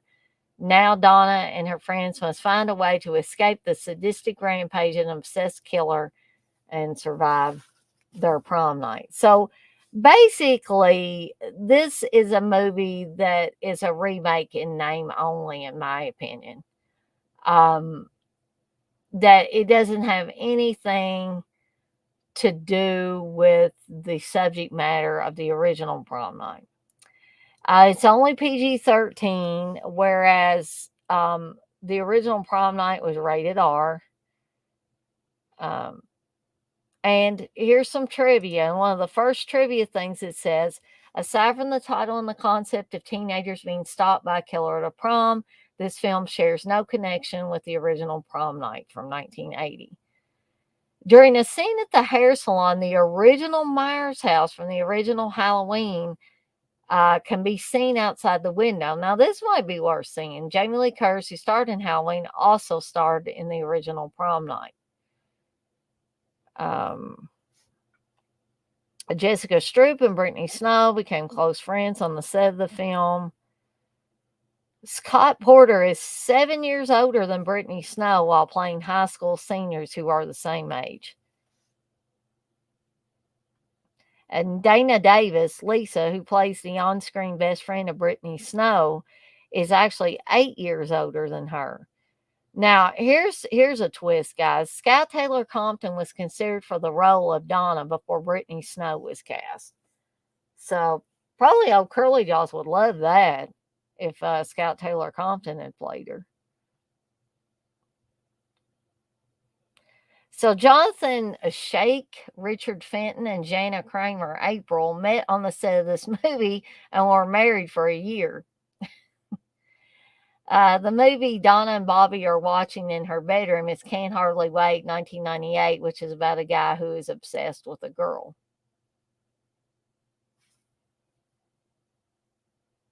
The movie Donna's younger brother was watching before he was killed is The Matrix.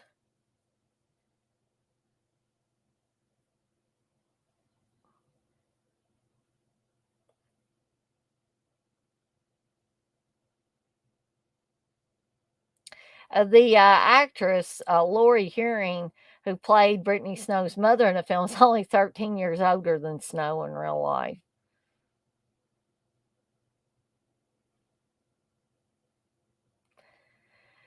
Yeah, so there are alternate versions of this movie. So there is an unrated version which runs 1 minute longer. Among the changes, the father's bloody hand is slightly longer. After Donna tries to reach the police car, there's an additional shot of her horrified face. The housekeeper death scene is more explicit, shows a shot of the knife penetrating her body and another pulling it out. Fenton approaching Claire is longer. Fenton slowly walks towards Claire. She begins to recognize him. Additional scene of Fenton stabbing Claire multiple times. Claire's dead body shows more bloody stab wounds. Michael's death scene is a little longer, and on and on and on. There's a throat wound that's a little bit longer. Yeah.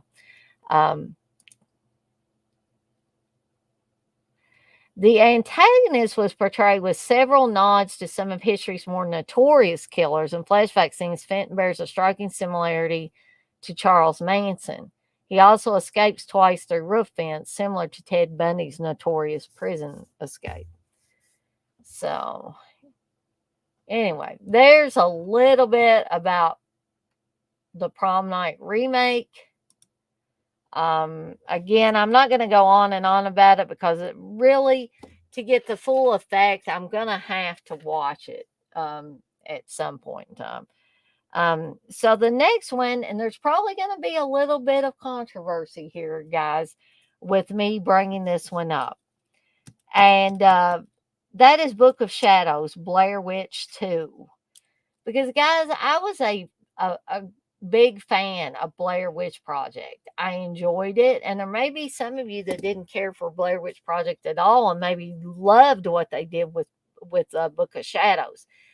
I think Steve actually likes Book of Shadows maybe slightly better than the original Blair Witch Project. He says one chick is hot on it.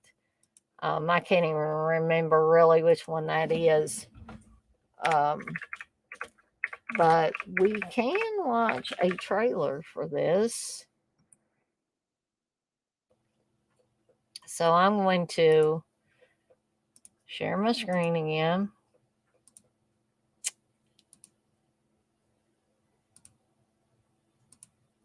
So that you guys can watch this trailer. Another damn ad. All over that. Gross. Oh, cray, cray, but nay, nay.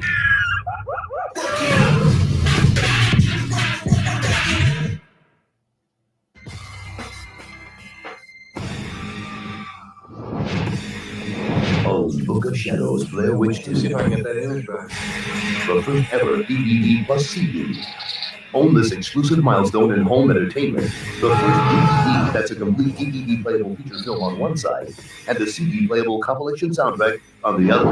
The DVD playable side includes the full motion picture in only 5.1 digital audio and 16:9 widescreen format, and a host of special features, such as select audio commentary from the director and composer, The Secrets of Esra, discover mysterious and haunting ghost-like images hidden within the feature itself, and special DVD-ROM enhanced accessible features, including access to never-before-seen footage. The CD playable side features a selection of songs from the Book of Shadows Blair Witch 2 motion picture soundtrack and the complete film score. Own an entertainment first Book of Shadows Blair Witch 2 DVD plus CD. In stores March 13th, 2001. Come on, sweetie, we're not gonna hurt you. Adios. Okay.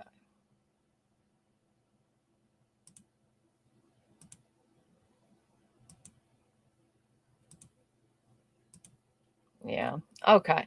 So basically, that was not really a trailer like I'm used to seeing a trailer. So I'm going to stop sharing the screen. Red, you say, do you think it's possible to drive across the country in less than 24 hours without dozing off?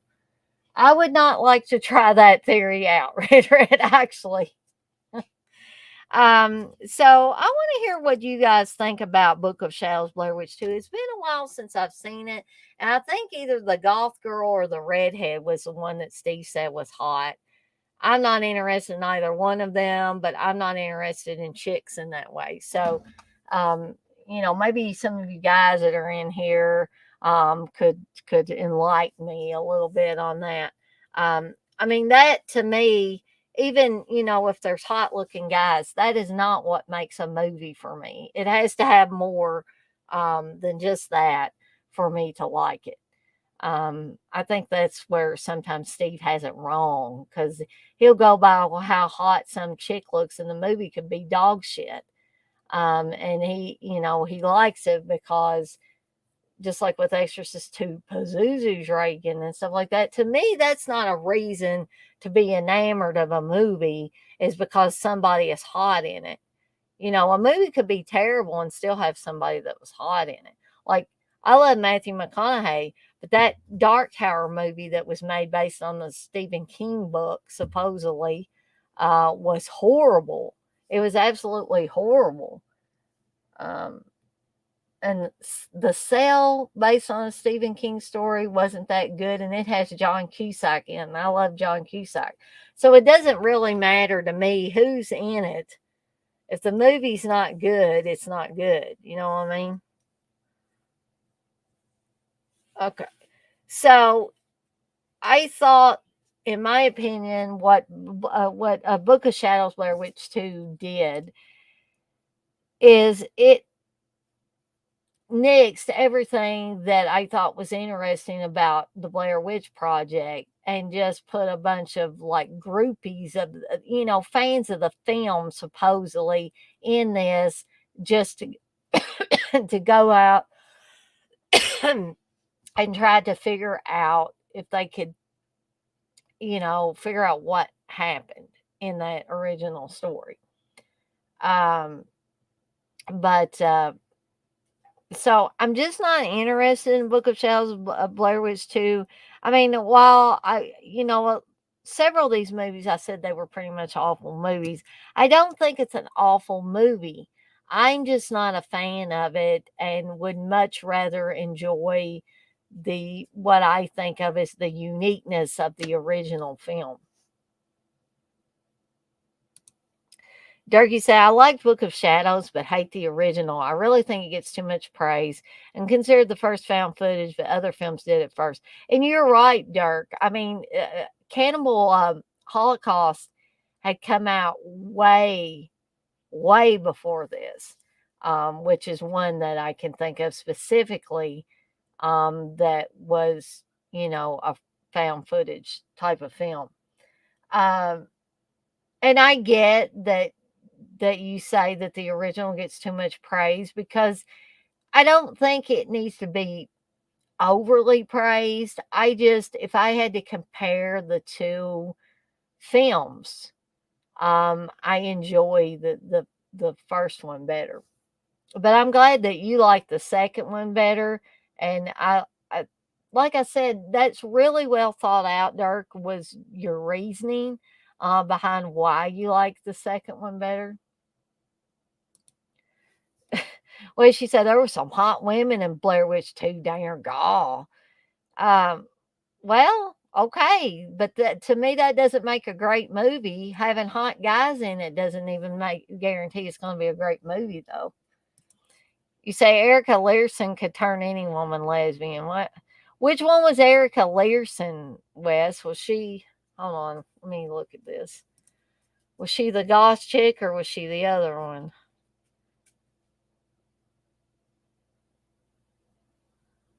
Oh, crap. I can't even tell.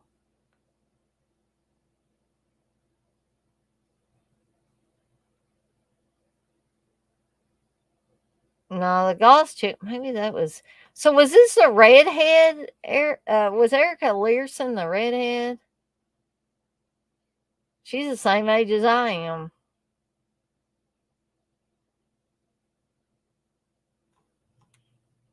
So, anyways. I mean, no, she's not going to turn me lesbian. I'm just not interested. Red, you say, I like Blair Witch 2, but the first is better. By the way, that the goth girl was in He Got Game. Durkee said, I forgot to tell you, Sam and Ted Raimi are going to be at Texas Frightmare next year. Now, I met Ted. I finally got to meet Ted, but I really want to meet Sam. And, you know, I keep getting told he's gonna cancel this Comic Con in Lexington next year, but so you said the other one, the redhead. Okay, well, so I can't remember. Steve might have liked the redhead. He might have liked the goth girl. He might have liked them both. But anyway, whatever. To me, hot chicks do not a good or great movie make. So, and neither do hot guys necessarily. So, yeah, not a big fan of this. I thought that the kids or the young people in it were super annoying, which some people might say that practically the whole cast of Blair Witch Project was annoying. And maybe they were in some respects, but I didn't think they were overly obnoxious. What bothers me is that overly obnoxious attitude by some of the young people in some of these movies. He might, Dirk. I really can't remember. You say I thought it seemed like the God chick. But y'all feel free to go on and talk about any and all movies I've talked about before. Hold on just 1 second. I want to see if any of the dogs are outside still yet. I can't keep track of which ones are in and which ones are out.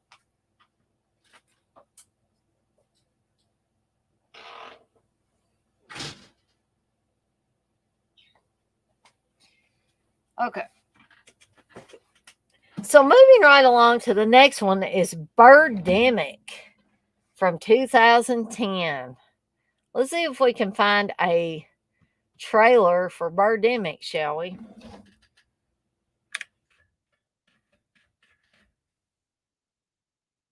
Actually, it's Birdemic Shock and Terror from visionary writer and director James Nagayan. I don't know if I'm pronouncing that right or what. So anyway, let's share the screen here again.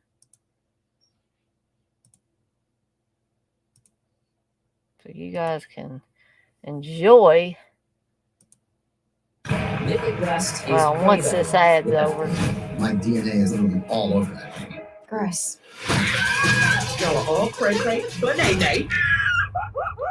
No, Wes, I did not crack a fart.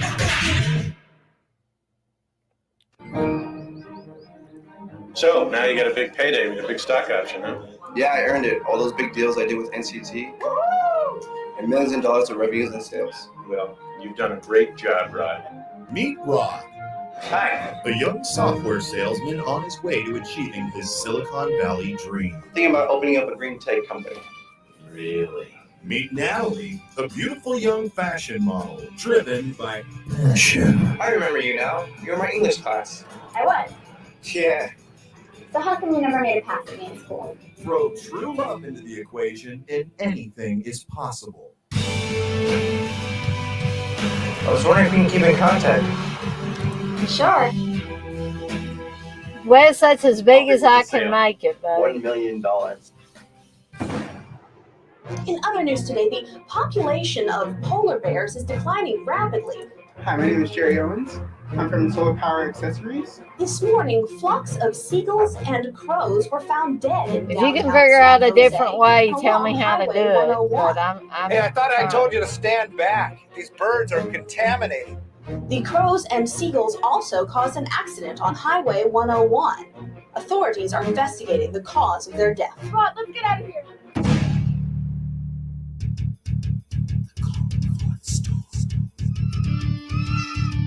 I think they're eagles. What's going on? This is Birdemic. Who will survive?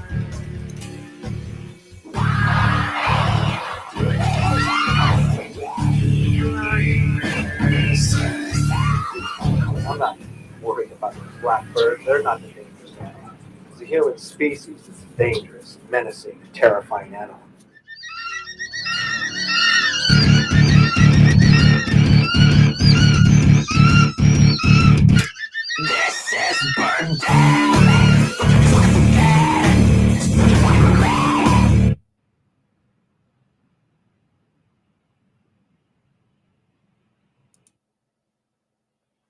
Okay. So again, I'm going to stop sharing the screen there.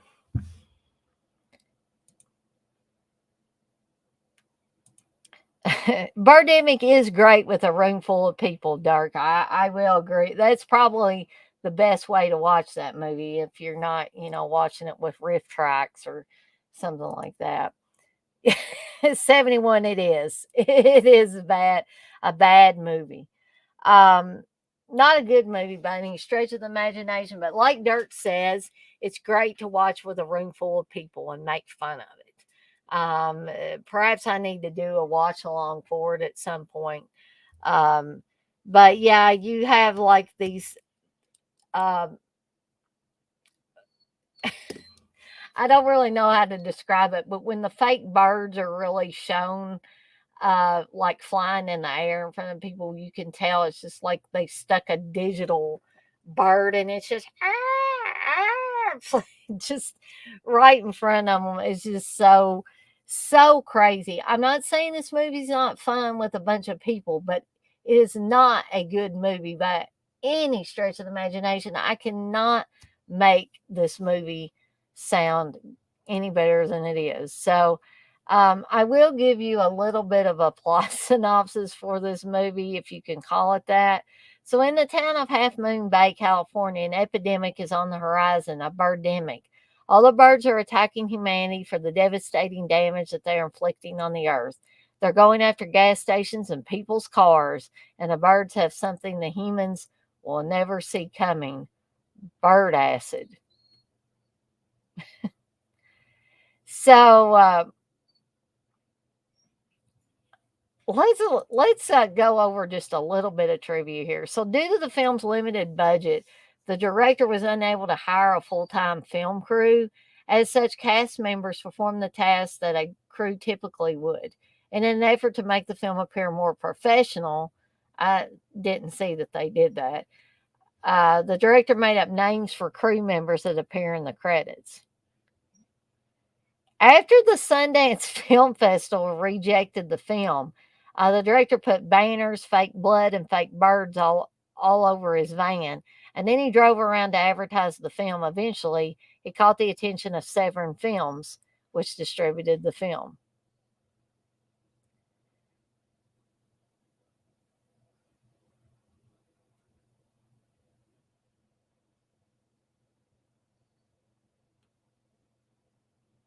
So, yeah. Yeah. This movie is not, yeah, I mean, well, I could go on and on about how bad it is, but I also could go on too about how much fun it is, like Dirk said, with a room full of people or with some riff tracks commentary going and all of that. Red Reggie says Strawberry Estates and Bad Ben are terrible. If I ever get around to watching those, maybe I can talk about that. So that's Birdemic from 2010. We're down to the last few here. Hold on one second, guys. I'm going to check on Brandon because he is having a really bad time tonight.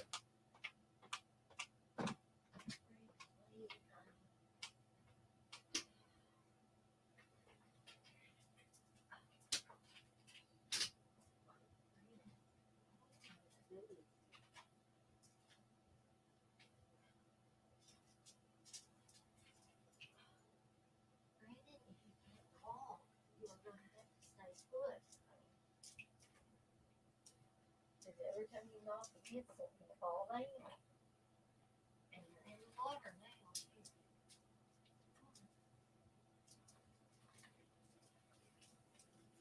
I have to try to make it to your bed and lay down. Stop pacing. You're going to get stuck. You know what? I can't be here. I can't be here.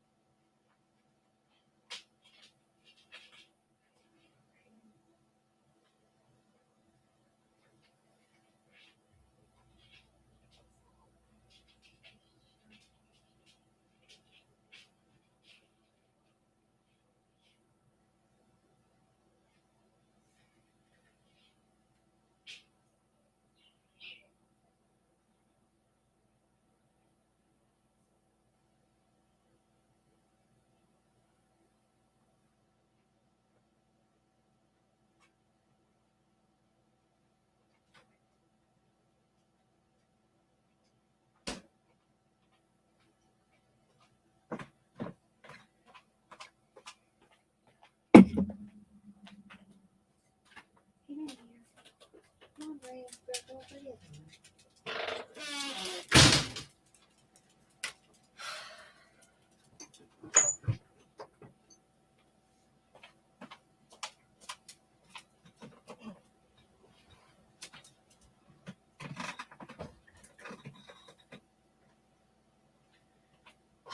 guys, hopefully I won't have to get up again. I tell you, I love my Return of the Living Dead can cooler, but cans are harder to get out of here than the bottles, as you can see. Okay. Dirk, you say, have you seen part 2? I'm not really sure if I have or not. And if I have, I'm not sure if I've seen all of it or not.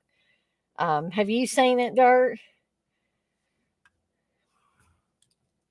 So, anyway, moving along to the 9th film. And I don't know if I said this, but these are not in any order from least worst to worst or whatever. These are just a list of movies I made. What are you doing, Brink?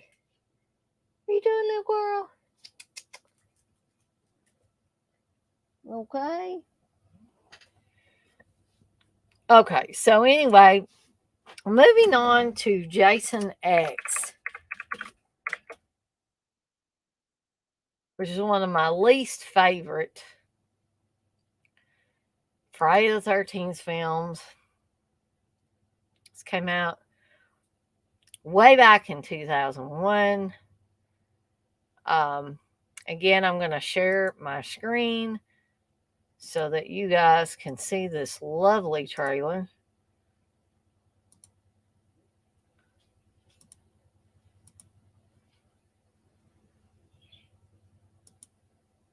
When we were a motorized bicycle After the company, ad, they said you'll never be more than that.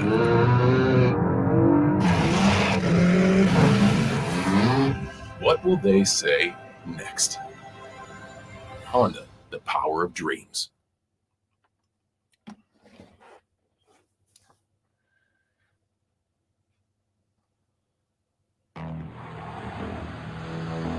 In the year 2455, on a routine training mission, a team of students is about to discover a life form frozen in time. They're on their way back. Prepare for docking and power up the lab. You brought him on board? Everything's under control, ma'am.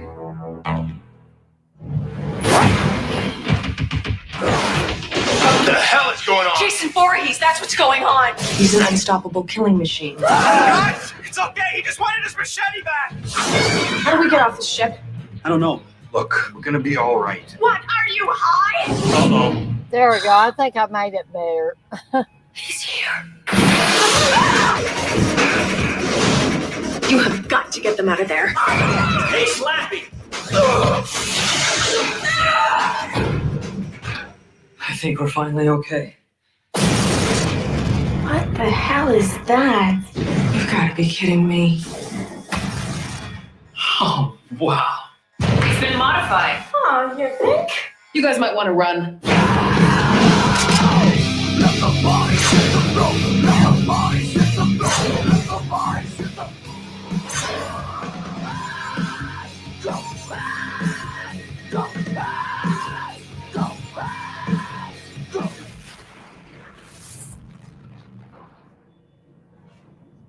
I don't think he's out there. Why don't you just stick your head out and have a peek? Don a hockey mask? Okay. Sorry about that, guys. I finally figured out how to make that bigger after we went through most of the movies. So, but now I know how to do that. Okay. So again, we're gonna stop sharing the screen there. You talking about Birdemic 2? You say nope, not gonna watch it alone. LOL. I might get scared. Darky say Jason X is my least favorite of the franchise. That depends, I guess, on if, with me anyway, if you include Freddy versus Jason as part of the original franchise or not. Because I believe I dislike Freddy versus Jason more than I do Jason X. But I don't care for Jason X. And one of the big reasons is they tried to be too cutesy with it. Okay. Probably the best thing I could say about this movie is the song "Let the Bodies Hit the Floor," which is I'm sorry, but it's a great movie for a great song for a horror film. And I think it works well, and it works well in the trailer and everything. But the whole execution of this movie, even though Kane Hodder is playing Jason, it's just too cutesy and too wink wink and all this stuff. I just don't like it. For instance, when a guy gets killed, he gets killed on a screw. The quote or the dialogue is he got screwed. And it's like, oh, big deal. Why are you trying to make these cutesy little jokes in the middle of a horror movie? Don't do that. And the sleeping bag with the virtual reality girls who like, oh, let's get naked and get in our sleeping bags. And then Jason, of course, does the now famous sleeping bag kill with these virtual reality girls. And it just doesn't work for me. Now, in part 7, when he actually does seal the girl up in her sleeping bag and slam it against a tree, that's cool. But the virtual reality girls, again, too cutesy, too stupid. And in my opinion, real fans of the franchise don't need all that shit. I don't need all that shit. And I'm a person that started pretty much at the beginning of the Friday the 13th movies. Although I did not see the first Friday the 13th for a while, I had seen some of the others before I saw that one.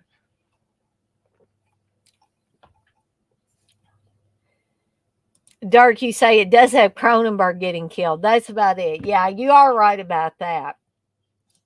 But I mean, guys, am I way off base of that? Does anybody else feel like me about Jason X? Because there are some people that really, really like it. And I would love to hear everybody's thoughts on it. Anybody that wants to share thoughts about Jason X.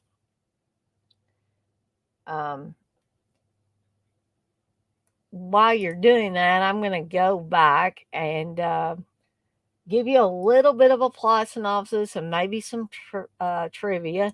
So, in the year 2008, Jason Voorhees is cryogenically frozen in a government facility in Camp Crystal Lake.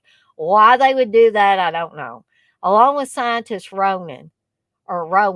Many centuries later, in the year 2455, Earth is uninhabitable, and humans have moved to another planet known as Earth 2. However, a team of students awakens both him and Rowan on a spaceship known as the Grendel. Jason begins killing the students and crew of the ship. Along the way, he is upgraded to Uber Jason. That's another thing I don't like. I don't like Uber Jason. It's now up to Rowan and the surviving students to stop Jason, this time on a spaceship. So a little bit of trivia on this. While this film was a critical and financial failure in its initial release in theaters, it made more than triple the cost of production in DVD and post-theater sales. Statistically, it is one of the most successful Friday the 13th films. Lord knows why. So, guys, I'm going to go. I'm so sorry to have to be getting up and down all the time. But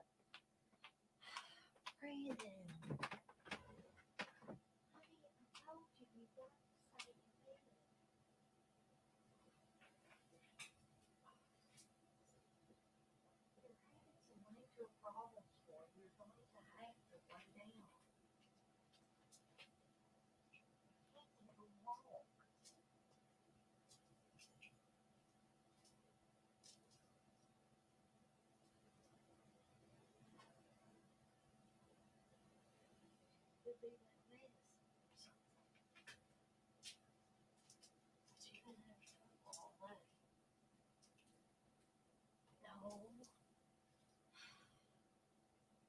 Bridge, why don't you get in there and go? Bridge, go somewhere else, please. Go get in the chair, okay?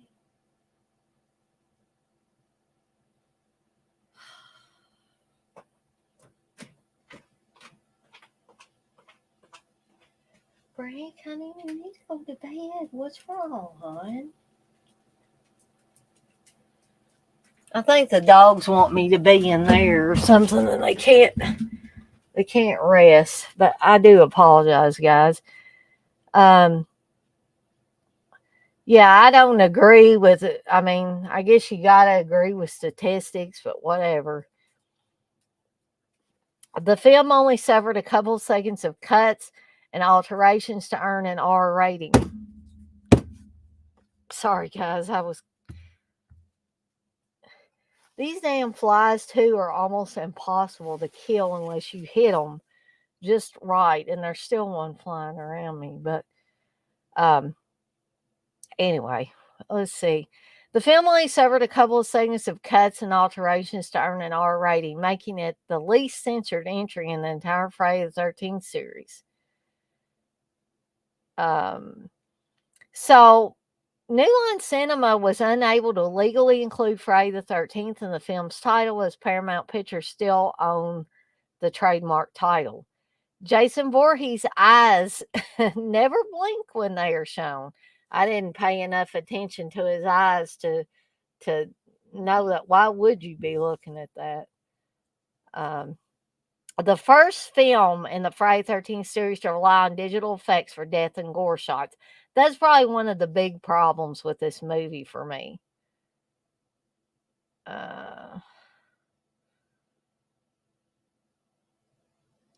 So neither casting director Robin Cook nor director James Isaac initially wanted to do the virtual reality scene with the naked campers. Cook was so adamant the scene was nothing but gratuitous nudity that she refused to cast the roles of the two topless girls, relegating those duties to her casting assistant, Andrea Cool. Isaac agreed that it was clearly just nudity for nudity's sake, and the only way he could personally justify it is if they had fun with it and poked fun at it, including naked teens in its films. The two actresses Cool ended up casting, Kay Pinafore and Tanya Morrow, were very excited about doing the scene because this is the biggest film either of them have ever appeared in. I still think it's stupid, though.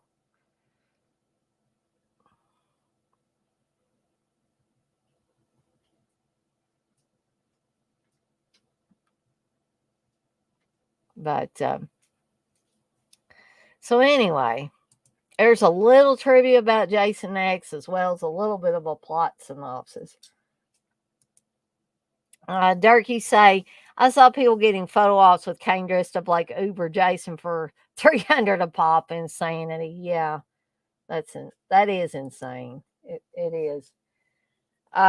So moving right along, guys,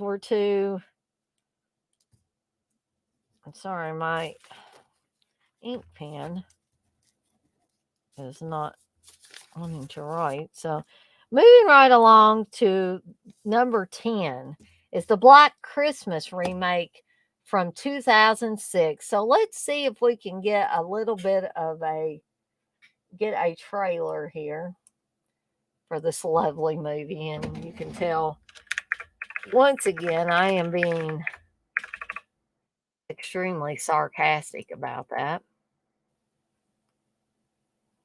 I actually went back and rewatched this here kind of recently, but I still don't care for it, guys. I really don't. Let's share the screen.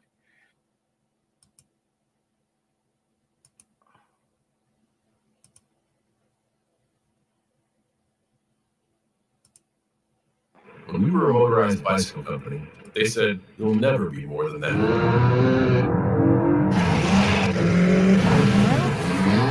What will they say next? Oh, yeah. I'm probably going to have to wait Honda, for this the to power of start to make dreams. it bigger. There we go. 15 years ago, on Christmas Eve, his family became his victims. What have you done?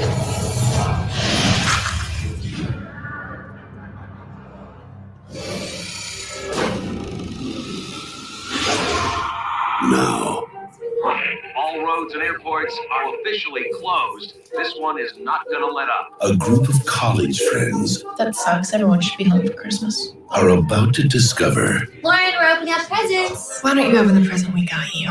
their house I got it. is his home. All is calm, all is bright. Who is in my house tonight? Don't you have lots of toys to deliver to good little boys and girls?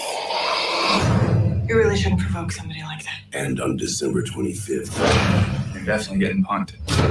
Is that Santa's reindeer? all he wants for Christmas Is Megan in her room?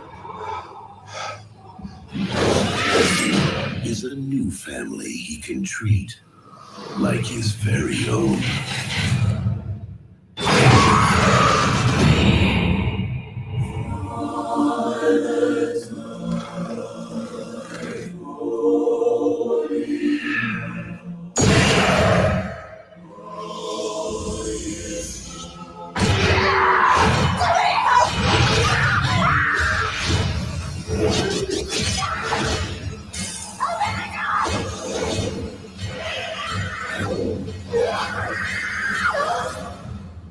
You're my family now. Black Christmas.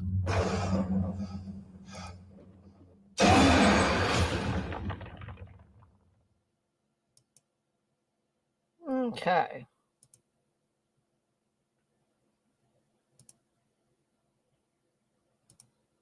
So there we go. We're going to stop sharing the screen. So, Red, you say Jason 10 was stupid, even worse than Freddy versus Jason, or Jason versus Freddy.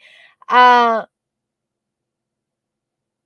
think, I think that's fine, Red, but I consider, in my opinion, Freddy versus Jason was worse than Jason X, but I don't care for either one of them, honestly. So, Black Christmas, the remake. I mean, that trailer makes it look really creepy and scary, and golly, we dropped down to 3 people, and action packed, and everything that a horror film's supposed to be, right? Well, I think part of what they did wrong, in my opinion, is the original, directed by Bob Clark, had the phone calls, but he didn't explain who Billy was, what his motivation was. You just had those creepy ass phone calls with the screaming, the obscenity at first, and then the screaming and the weird things that was being said, and the killer calling people Agnes before he does the thing, shh, Agnes, don't you tell what we did, and then he will kill the girls in the sorority house.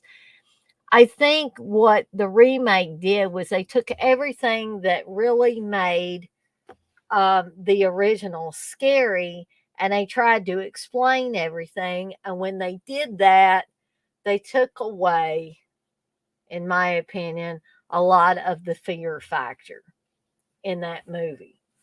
Okay. So what I would encourage you guys to do, if you've not seen either one of these, find 4 free versions of both the original Bob Clark classic, in my opinion, from 1974, I think, and compare it to the remake in 2006. And I think most people will be able to see what I can see. I'm not saying that I hate this movie. I hated it the first time I watched it. I was like, what is this shit? But now I think it works pretty good as a horror movie. I just don't think it ought to have been called Black Christmas. Because it would have worked, in my opinion, by itself without any connection to Bob Clark's film. Um, you could have called it anything but Black Christmas. And it still could have had a Billy character, and it still could have done, this, that, and the other, and not even had any sort of connection with the original Black Christmas.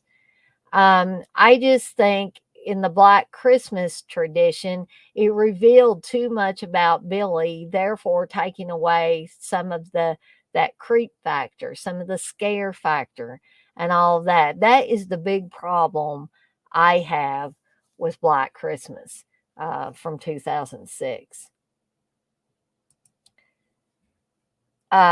Dirk, you say, not a fan of '06, but 2019 Black Christmas is worse. Yeah, I heard so many bad things about the 2019 one that I won't even go there and watch that. You said the 74 is a masterpiece. A great deal of other horror creators owe so much to Bob Clark. Yes, they do. They most certainly do. So let's give you a little bit of a plot synopsis for 2006's Black Christmas. In the 70s, the boy Billy is born with yellow skin due to a liver disease, and his dysfunctional mother rejects him. Later, he witnesses his mother and their lover killing his beloved father and burying him in the basement of their house, and he is locked in the attic along alone during his childhood. When he is a teenager, he is sexually abused by his mother, and she has a baby girl called Agnes. During Christmas, the deranged Billy escapes from his imprisonment, kills his mother and stepfather, and blinds one eye of Agnes. He is declared insane, and his sister is sent to an orphanage. In the present days, Billy escapes from the Clark Sanatorium to spend Christmas with his family. Meanwhile, his former house is the Delta Alpha Kappa sorority house in the campus of the Clement University, and the house mother and the sisters, Kelly Presley, Dana, Lauren, Hannon, Megan, Heather, Melissa, and Eve, are preparing the house for Christmas. For a Christmas party and stormy night. This is an awful plot synopsis written by somebody. But I don't think English is their first language. They're in Brazil. So I'm trying to decipher this. So for a Christmas party in the stormy night, while Claire Crosby is in her room writing a card to bury the hatchet with her sister. When three sisters vanish, the others receive weird phone calls and believe something is wrong, but they find that they are trapped in the location. So also, let's see if we've got a little bit of trivia about this movie in case any of you would be curious about it. Now, Glenn Morgan, the director, is also the guy that plays the best friend of oh gosh, guys, I'm just totally I wish that this brain fog would go away with me but of Eddie Weinbauer in Trick or Treat. He plays the best friend of Eddie. So there's a connection. There's a horror connection there. So Glenn Morgan approached Mary Elizabeth Winstead about the movie at 4 a.m. in the airport after finishing Final Destination with her. After being hesitant at first, after only just finishing a horror movie, she agreed to the role of Heather because she is a fan of the 1974 version. Michelle Trachtenberg became interested in serial killers during production and went off to do research on them while on breaks. Andrea Martin, who played Phyllis in Black Christmas 1974, said in an interview that she hadn't thought about Black Christmas for 32 years, and it came out of the blue when Glenn Morgan offered her the role as the house mother in the movie.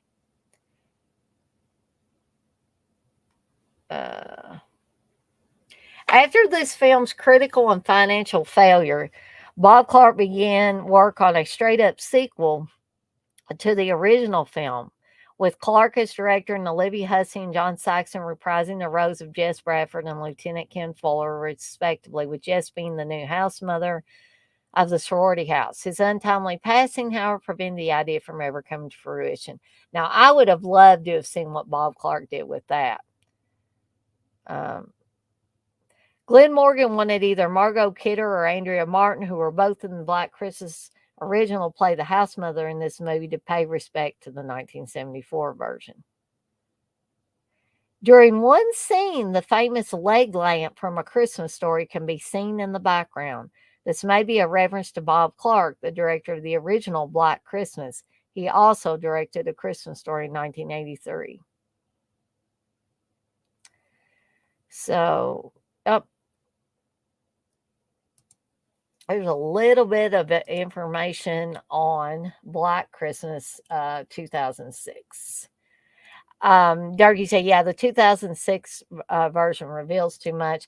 Also, there was a short film that was made that I think is very good, in my opinion. And I'm trying to remember what exactly the actual title was for that. I don't know if any of you have seen the short film. Okay, this is what it's called: Black Christmas, the Night Billy Came Home. It's from 2016. It's actually, I thought it was a short film, but it's actually an hour and 30 minutes. But it's directed by a guy named John Sackett, and stars Allison Delp, Marilyn Thomas, and Alicia Thomas. So, Black Christmas, the Night Billy Came Home was a Black Christmas sequel based in a world of reality where the sorority of Phi Kappa Sigma is being stalked and preyed. Well, is this the one? I don't know if this is the one or not. Maybe that isn't the one.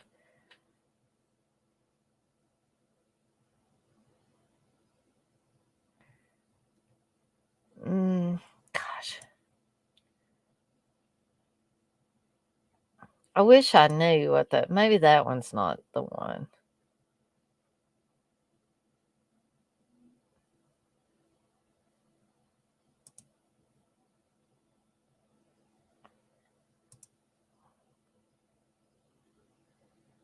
Yeah, I really wanted to find that so you guys could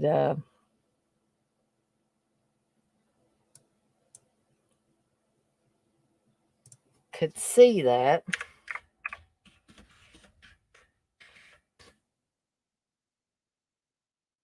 Maybe this is it. Yeah, here it is. It's Me, Billy. This is a 42-minute long movie from 2021, directed by Bruce Dale and Dave McRae. So, It's Me, Billy is a short Black Christmas fan and tribute film based on the 1974 Canadian horror classic Black Christmas. The film is an unofficial sequel set nearly 50 years after the events of the first movie and follows the granddaughter of Jess Bradford.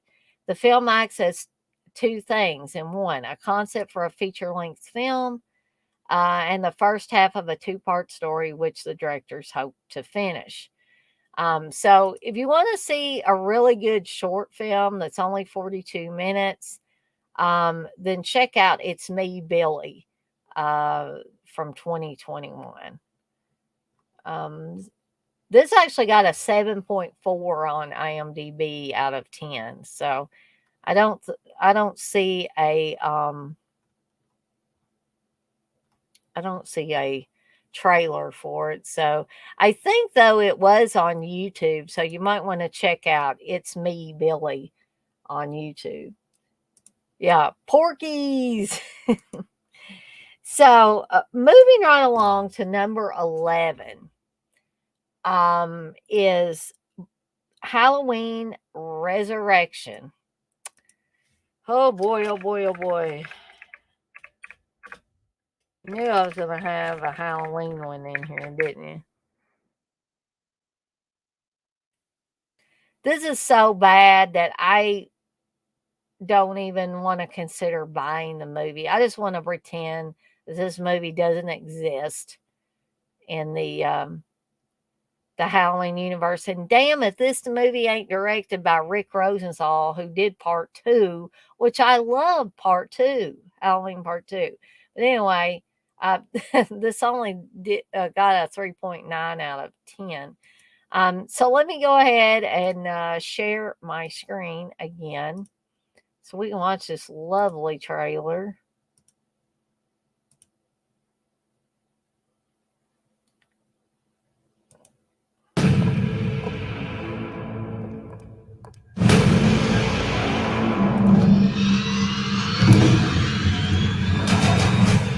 I'll make it bigger as soon as this ad ends here.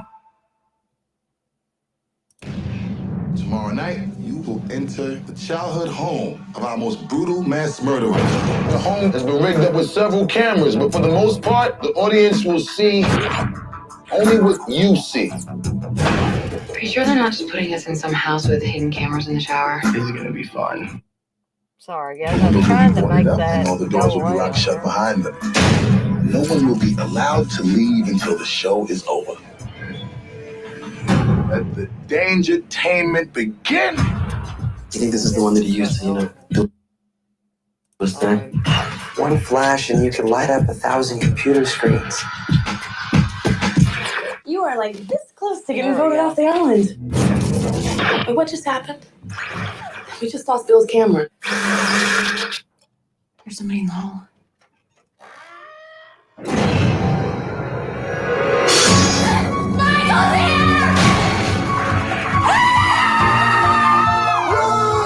Somebody please help us.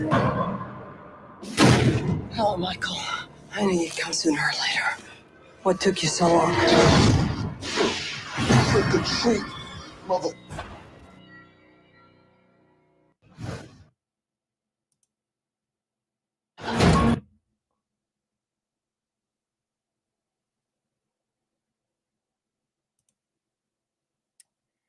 Okay. Yeah, that oh, I hate that movie.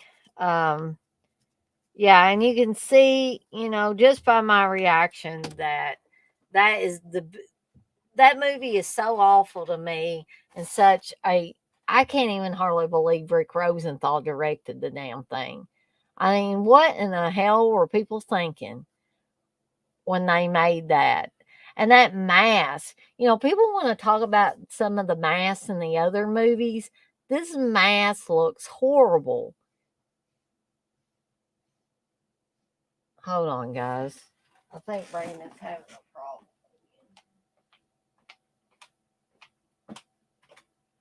Are you okay, Sammy? Is that good?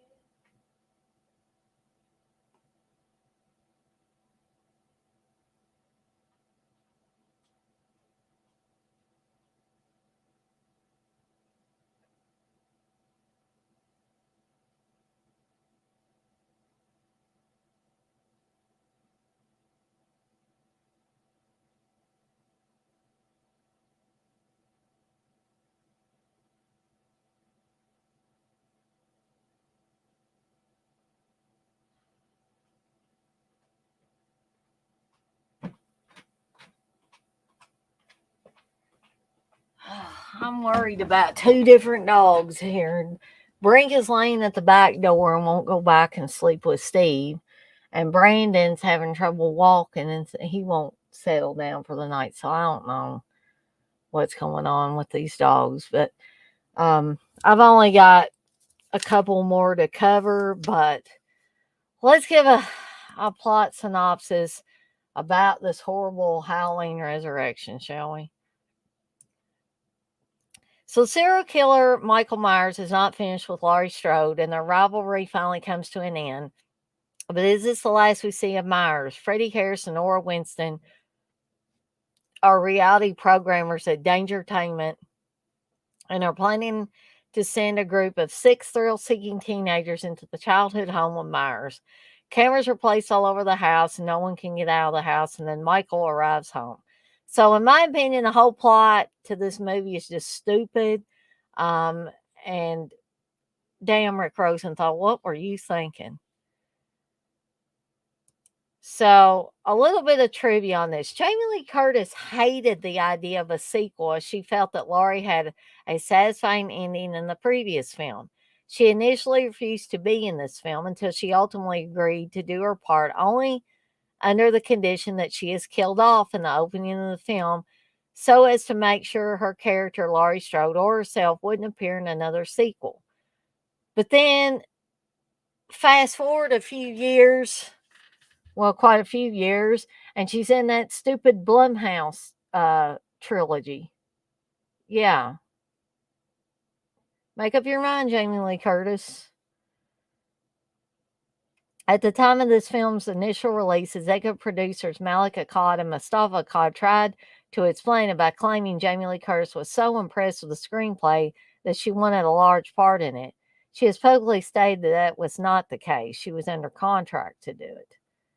John Carpenter has stated that the movie made him cringe. Jamie Lee Curtis was quoted as saying she considered this film a joke.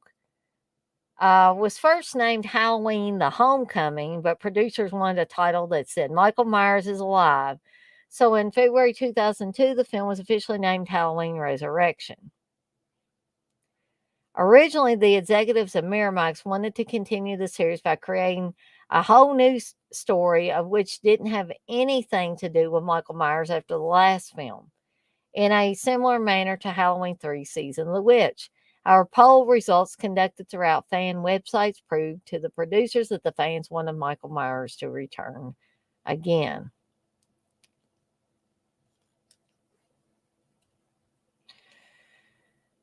Oh. Jamie Lee Curtis appears on the movie cover with short hair, despite having long hair in the film. If looked at more closely, one can easily tell that it's the same picture of her that was used as the poster of the previous film, Halloween H2O, 20 years later. No kidding, people. So in 2015, when being interviewed by TooFab, Jamie Lee Curtis has said that this film was a complete joke and that the only reason why she did the film was because she signed a contract when doing Halloween H2O 20 years later, because that was the only way she could have Halloween H2O made.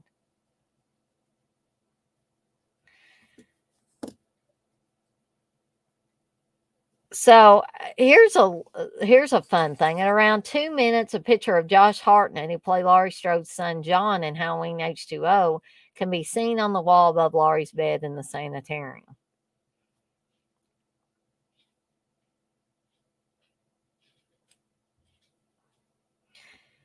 Yeah. Okay. So, yeah, that's Halloween Resurrection. Not a lot I can say about it, except what in the hell was Busta Rhymes doing in this? Just not a good idea, guys. Darky said, I still think Resurrection is the worst Halloween, hands down. The best part for me is when Michael kills her ass. LOL.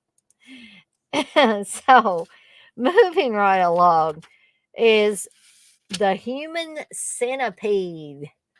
How many of you guys saw the Human Centipede or the sequels after it? Good gracious. Let's see if we've got a trailer for this one. This is definitely a movie that I will never go back and watch again.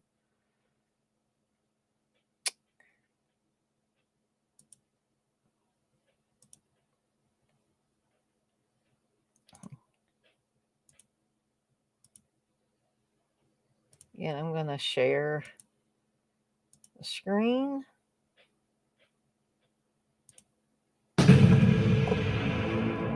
Got another ad.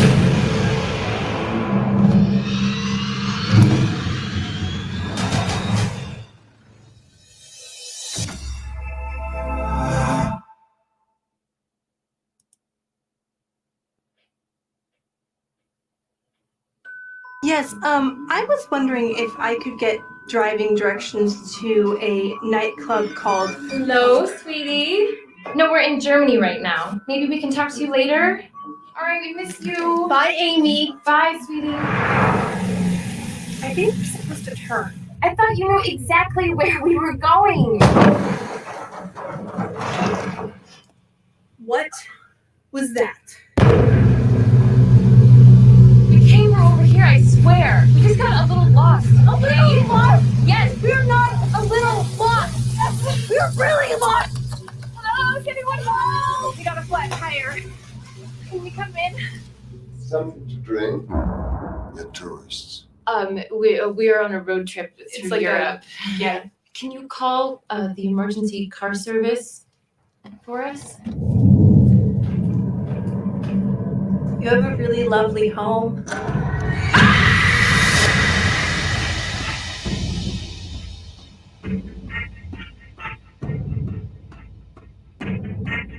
A Siamese triplet connected via the gastric system. The human centipede first sequence. We start with cutting the ligaments of the kneecaps.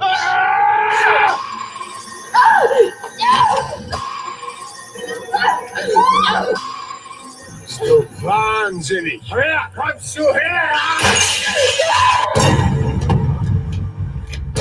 Open the door! You need help! You're a sick man!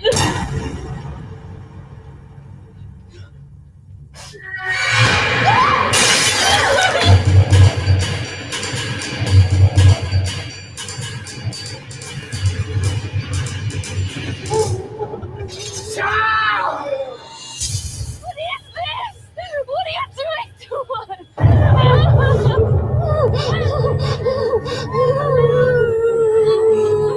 There we go! Yeah!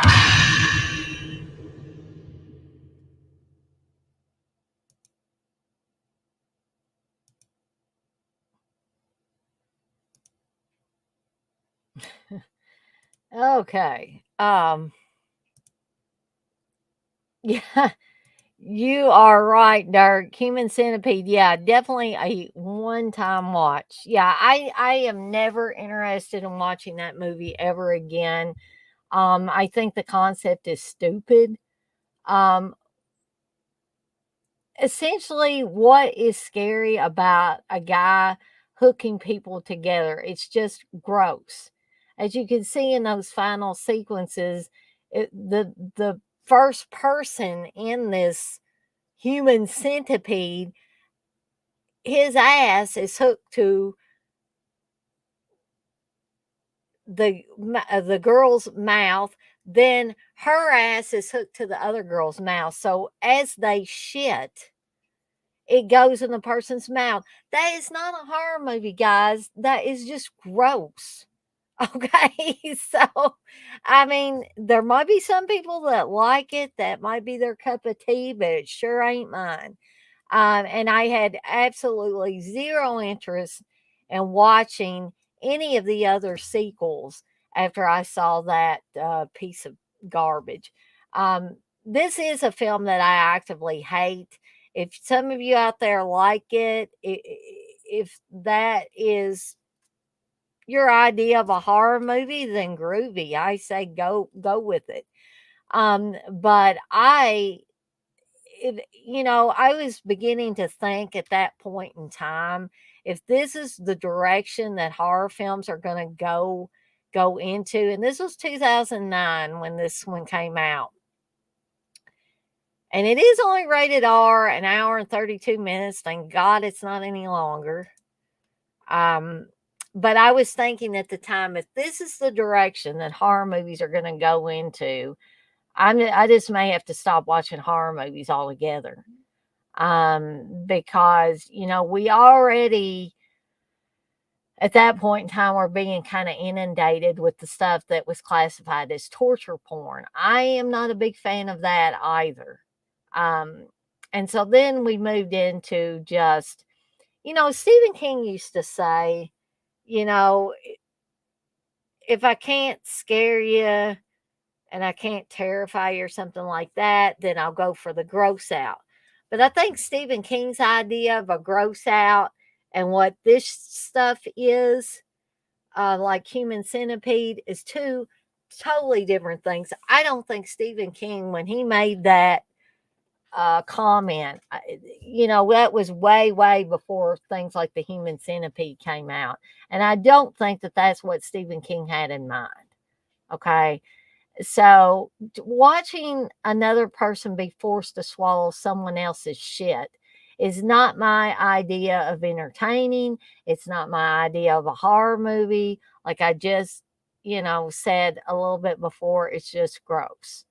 But if you like it, please don't let me offend you. But frankly, this movie offends me, and I'm not going to watch it anymore. Um, so I'll give you a little bit of a plot synopsis on this. So, two pretty but ditzy American girls are on a road trip through Europe.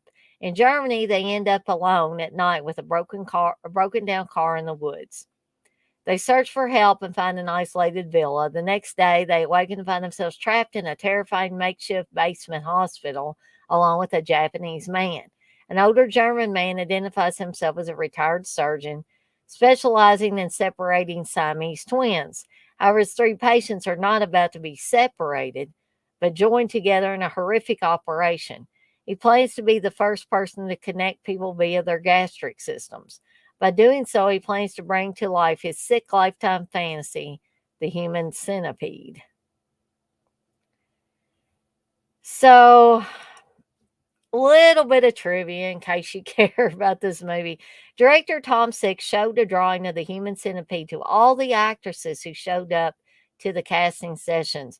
Many actresses walked out in disgust after discovering what the role actually entailed. I'm surprised he could get any actresses to play those parts. When approaching investors prior to filming, the filmmakers told him they wanted to make an international horror film that involved stitching people together, but did not mention how exactly they would be stitched, fearing the mouth to anus aspect would put off investors. When the Toronto Underground Cinema showed this film, there was a centipede deal where if 2 tickets were purchased, the third one would be free.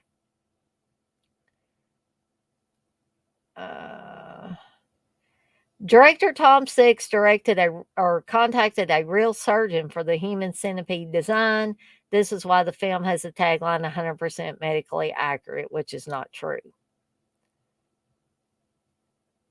Roger Ebert refused to assign this film a star rating for his review, not to be confused with giving it a 0-star rating, which he hands out to the very worst films that he sees. Saying it does not really matter whether the film is perceived as good or bad, he closed the review by writing, "The film is what it is and occupies a world where the stars don't shine." The actors playing the centipede were given massages at the end of every day's filming due to being on their hands and knees all day long. Some scenes in the movie are so controversial, some people walked out during test screenings.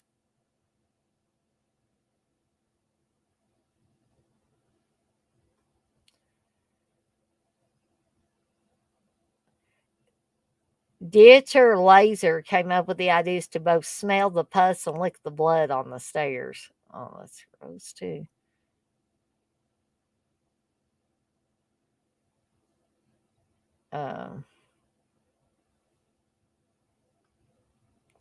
Yeah, if you're interested in more trivia, there's tons more trivia on IMDb if you care to read it. Dirk, you say I never watched the sequels. I did not either, Dirk. So the last film, let's move past the Human Centipede, guys, is The Mangler from way back in 1995, which was a story by Stephen King that I really loved. I thought it was part of the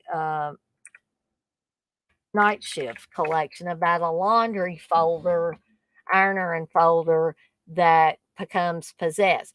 Now, this is one idea for like a Stephen King story that worked really good, in my opinion, on paper, just did not translate well to film. Or at least by the people that made it. Robert England's in it, and even Robert England can't save it. And in my opinion, it's too long at an hour and 46 minutes.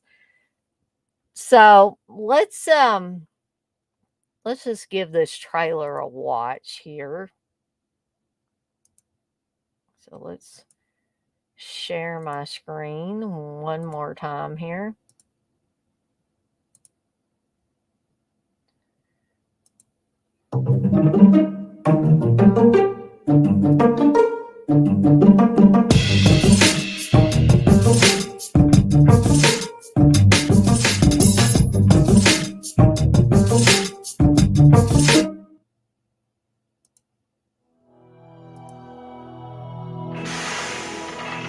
There's a little bit of me in that machine, and a little bit of it in me.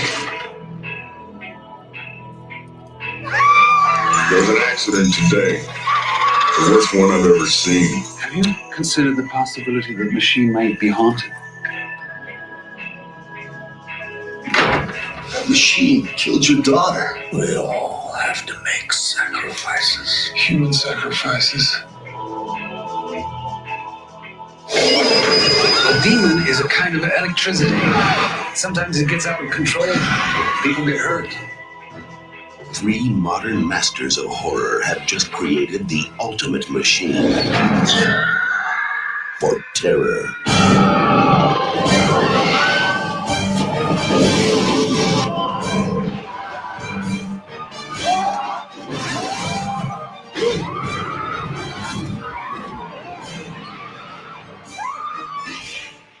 The Mangler.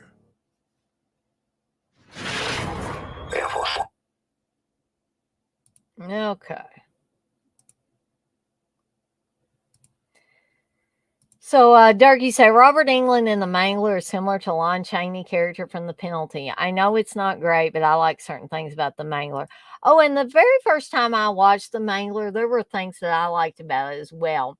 But I also think that it hasn't held up very well.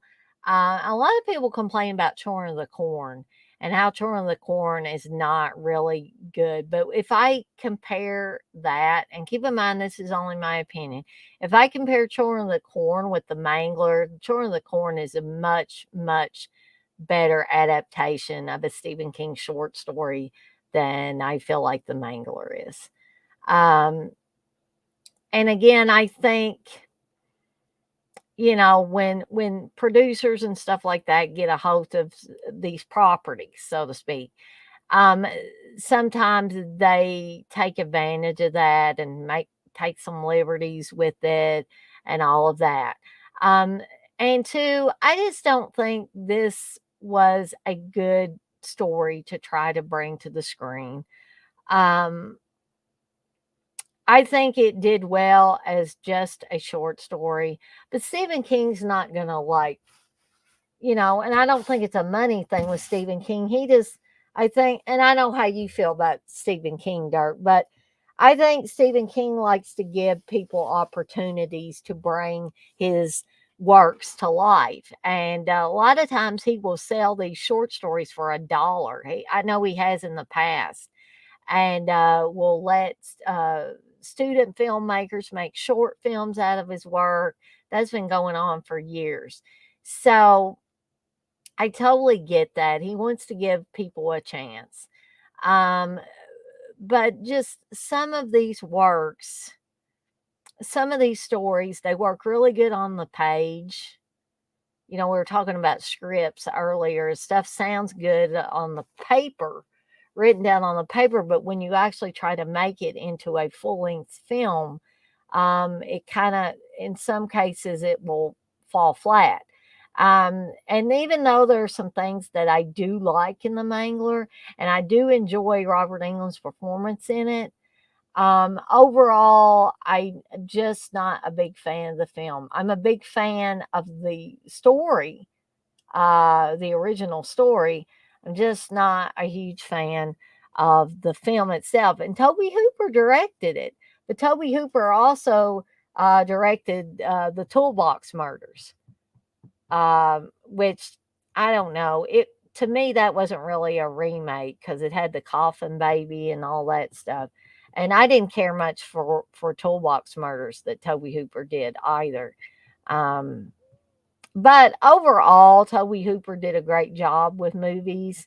And, if I really want to watch his crown jewel, of course I can go back and watch something like the Texas Chainsaw Massacre, or the Texas Chainsaw Massacre 2, which I did watch recently on the 4K. Um, but let me give you a little bit of a plot synopsis for The Mangler. So, when an accident involving a folding machine in an old laundry occurs, Detective John Hunt decides to investigate. What he finds is the owner of the laundry, Bill Gartley. Meanwhile, the folding machine has acquired a taste for the flesh of human beings. But is there more to Bill Gartley than meets the eye? And does he know what monster hides behind the machine? Um, And of course, here's a little bit of trivia. So, Jim Cummings, the voice of the iconic characters such as Winnie the Pooh, Tigger, Darkwing Duck, Pete, Ed the Hyena, Ray the Firefly, Hondo Hawk, Dr. Robotnik, and a variety of other animated characters, provided the vocal effects for the titular machine, and was glad to get to work with director Toby Hooper, whom he was a fan of, but felt that the strain put on his throat by making the mangler noises and the quality of the film itself wasn't worth the effort. He once saw the film on television and was amused to see that his name was misspelled as Tim Cummings in the end credits, as it meant that he got paid to do a bad film and no one would even know he had been involved. There is a gate in the background in one of the beginning scenes after Sherry initially hurts herself on the clamp. A banner on the gate reads, "Labor will set you free," just as the gate into Auschwitz read. Although the movie is filmed in London and South Africa, it takes place in Maine, as most of Stephen King's stories do.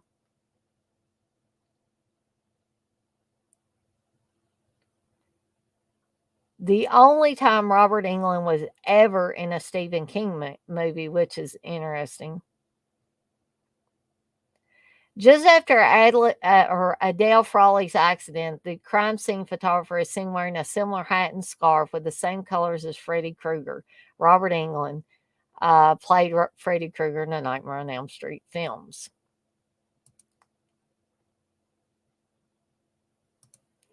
Dirk, you say, yeah, Sherry Moon was in the Toolbox Murders, LOL. Oh, God, I've forgotten um, that Sherry Moon was in there. Dirk, said, don't you feel like The Mangler, Christine, Graveyard Shift are all similar stories, just alternate enough to be different? Yeah, when you put it that way, Dirk, I could definitely see that. And some people might think Graveyard Shift is a little cheesy too, but I always loved Graveyard Shift. Brad Dourif is excellent in that movie. And of course, I always have love in my heart for Christine. Um, so now that we're down to just three people, and I went on for a little bit over 3 hours. I think I am going to. I'll stay on here a couple more minutes in case anybody has anything to add or any suggestions or anything. But this has been fun. I want to do another one of these at some point in time. I'm sure I can dredge up another group of movies to talk about. I also want to do a second New York slashers, and I think Darren wants to be on with me for that. Um, Dark, you said Christine is the best of those, no doubt. Yes, sir. I would say that Christine is definitely the best one. And I'm a huge fan of Keith Gordon. I mean, it's great that Keith Gordon decided to go behind the camera, but I loved him so much as an actor. Um, he was great in a lot of movies. Um, even Jaws 2, he was great in that. Excuse me. But I did want to remind everybody that this Saturday I will be doing a watch along for Blood Rage. Not the Yoo-Hoo Killer Blood Rage, mind you, but Todd and Terry, the twins, one of whom is a killer. And most of the action takes place on Thanksgiving. So that'll be our pre-Thanksgiving watch along treat. So um, Anybody that wants to join me on the stream live for that, you don't have to be on camera. You can ask me for the link, but I will also be putting the link to join me live in the chat. I also have a pretty decent copy, a link to YouTube to watch it along with me.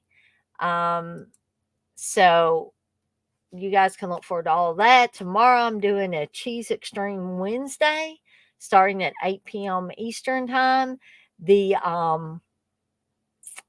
watch along on Saturday will be at 7 p.m. Eastern time, regardless if Steve, the Captain B plan, whatever, if he decides to do something, my thing will still be at 7 p.m. Eastern time, no matter if he does or he does not.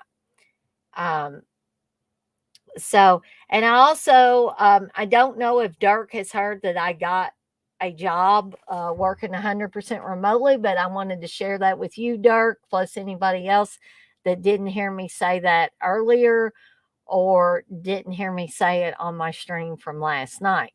So, with all that being said, I am going to skedaddle on out of here for the night and tend to my dogs and make sure that Brink's okay and everything, because I am a little bit concerned with her. I don't know what's going on with her stomach, actually. So,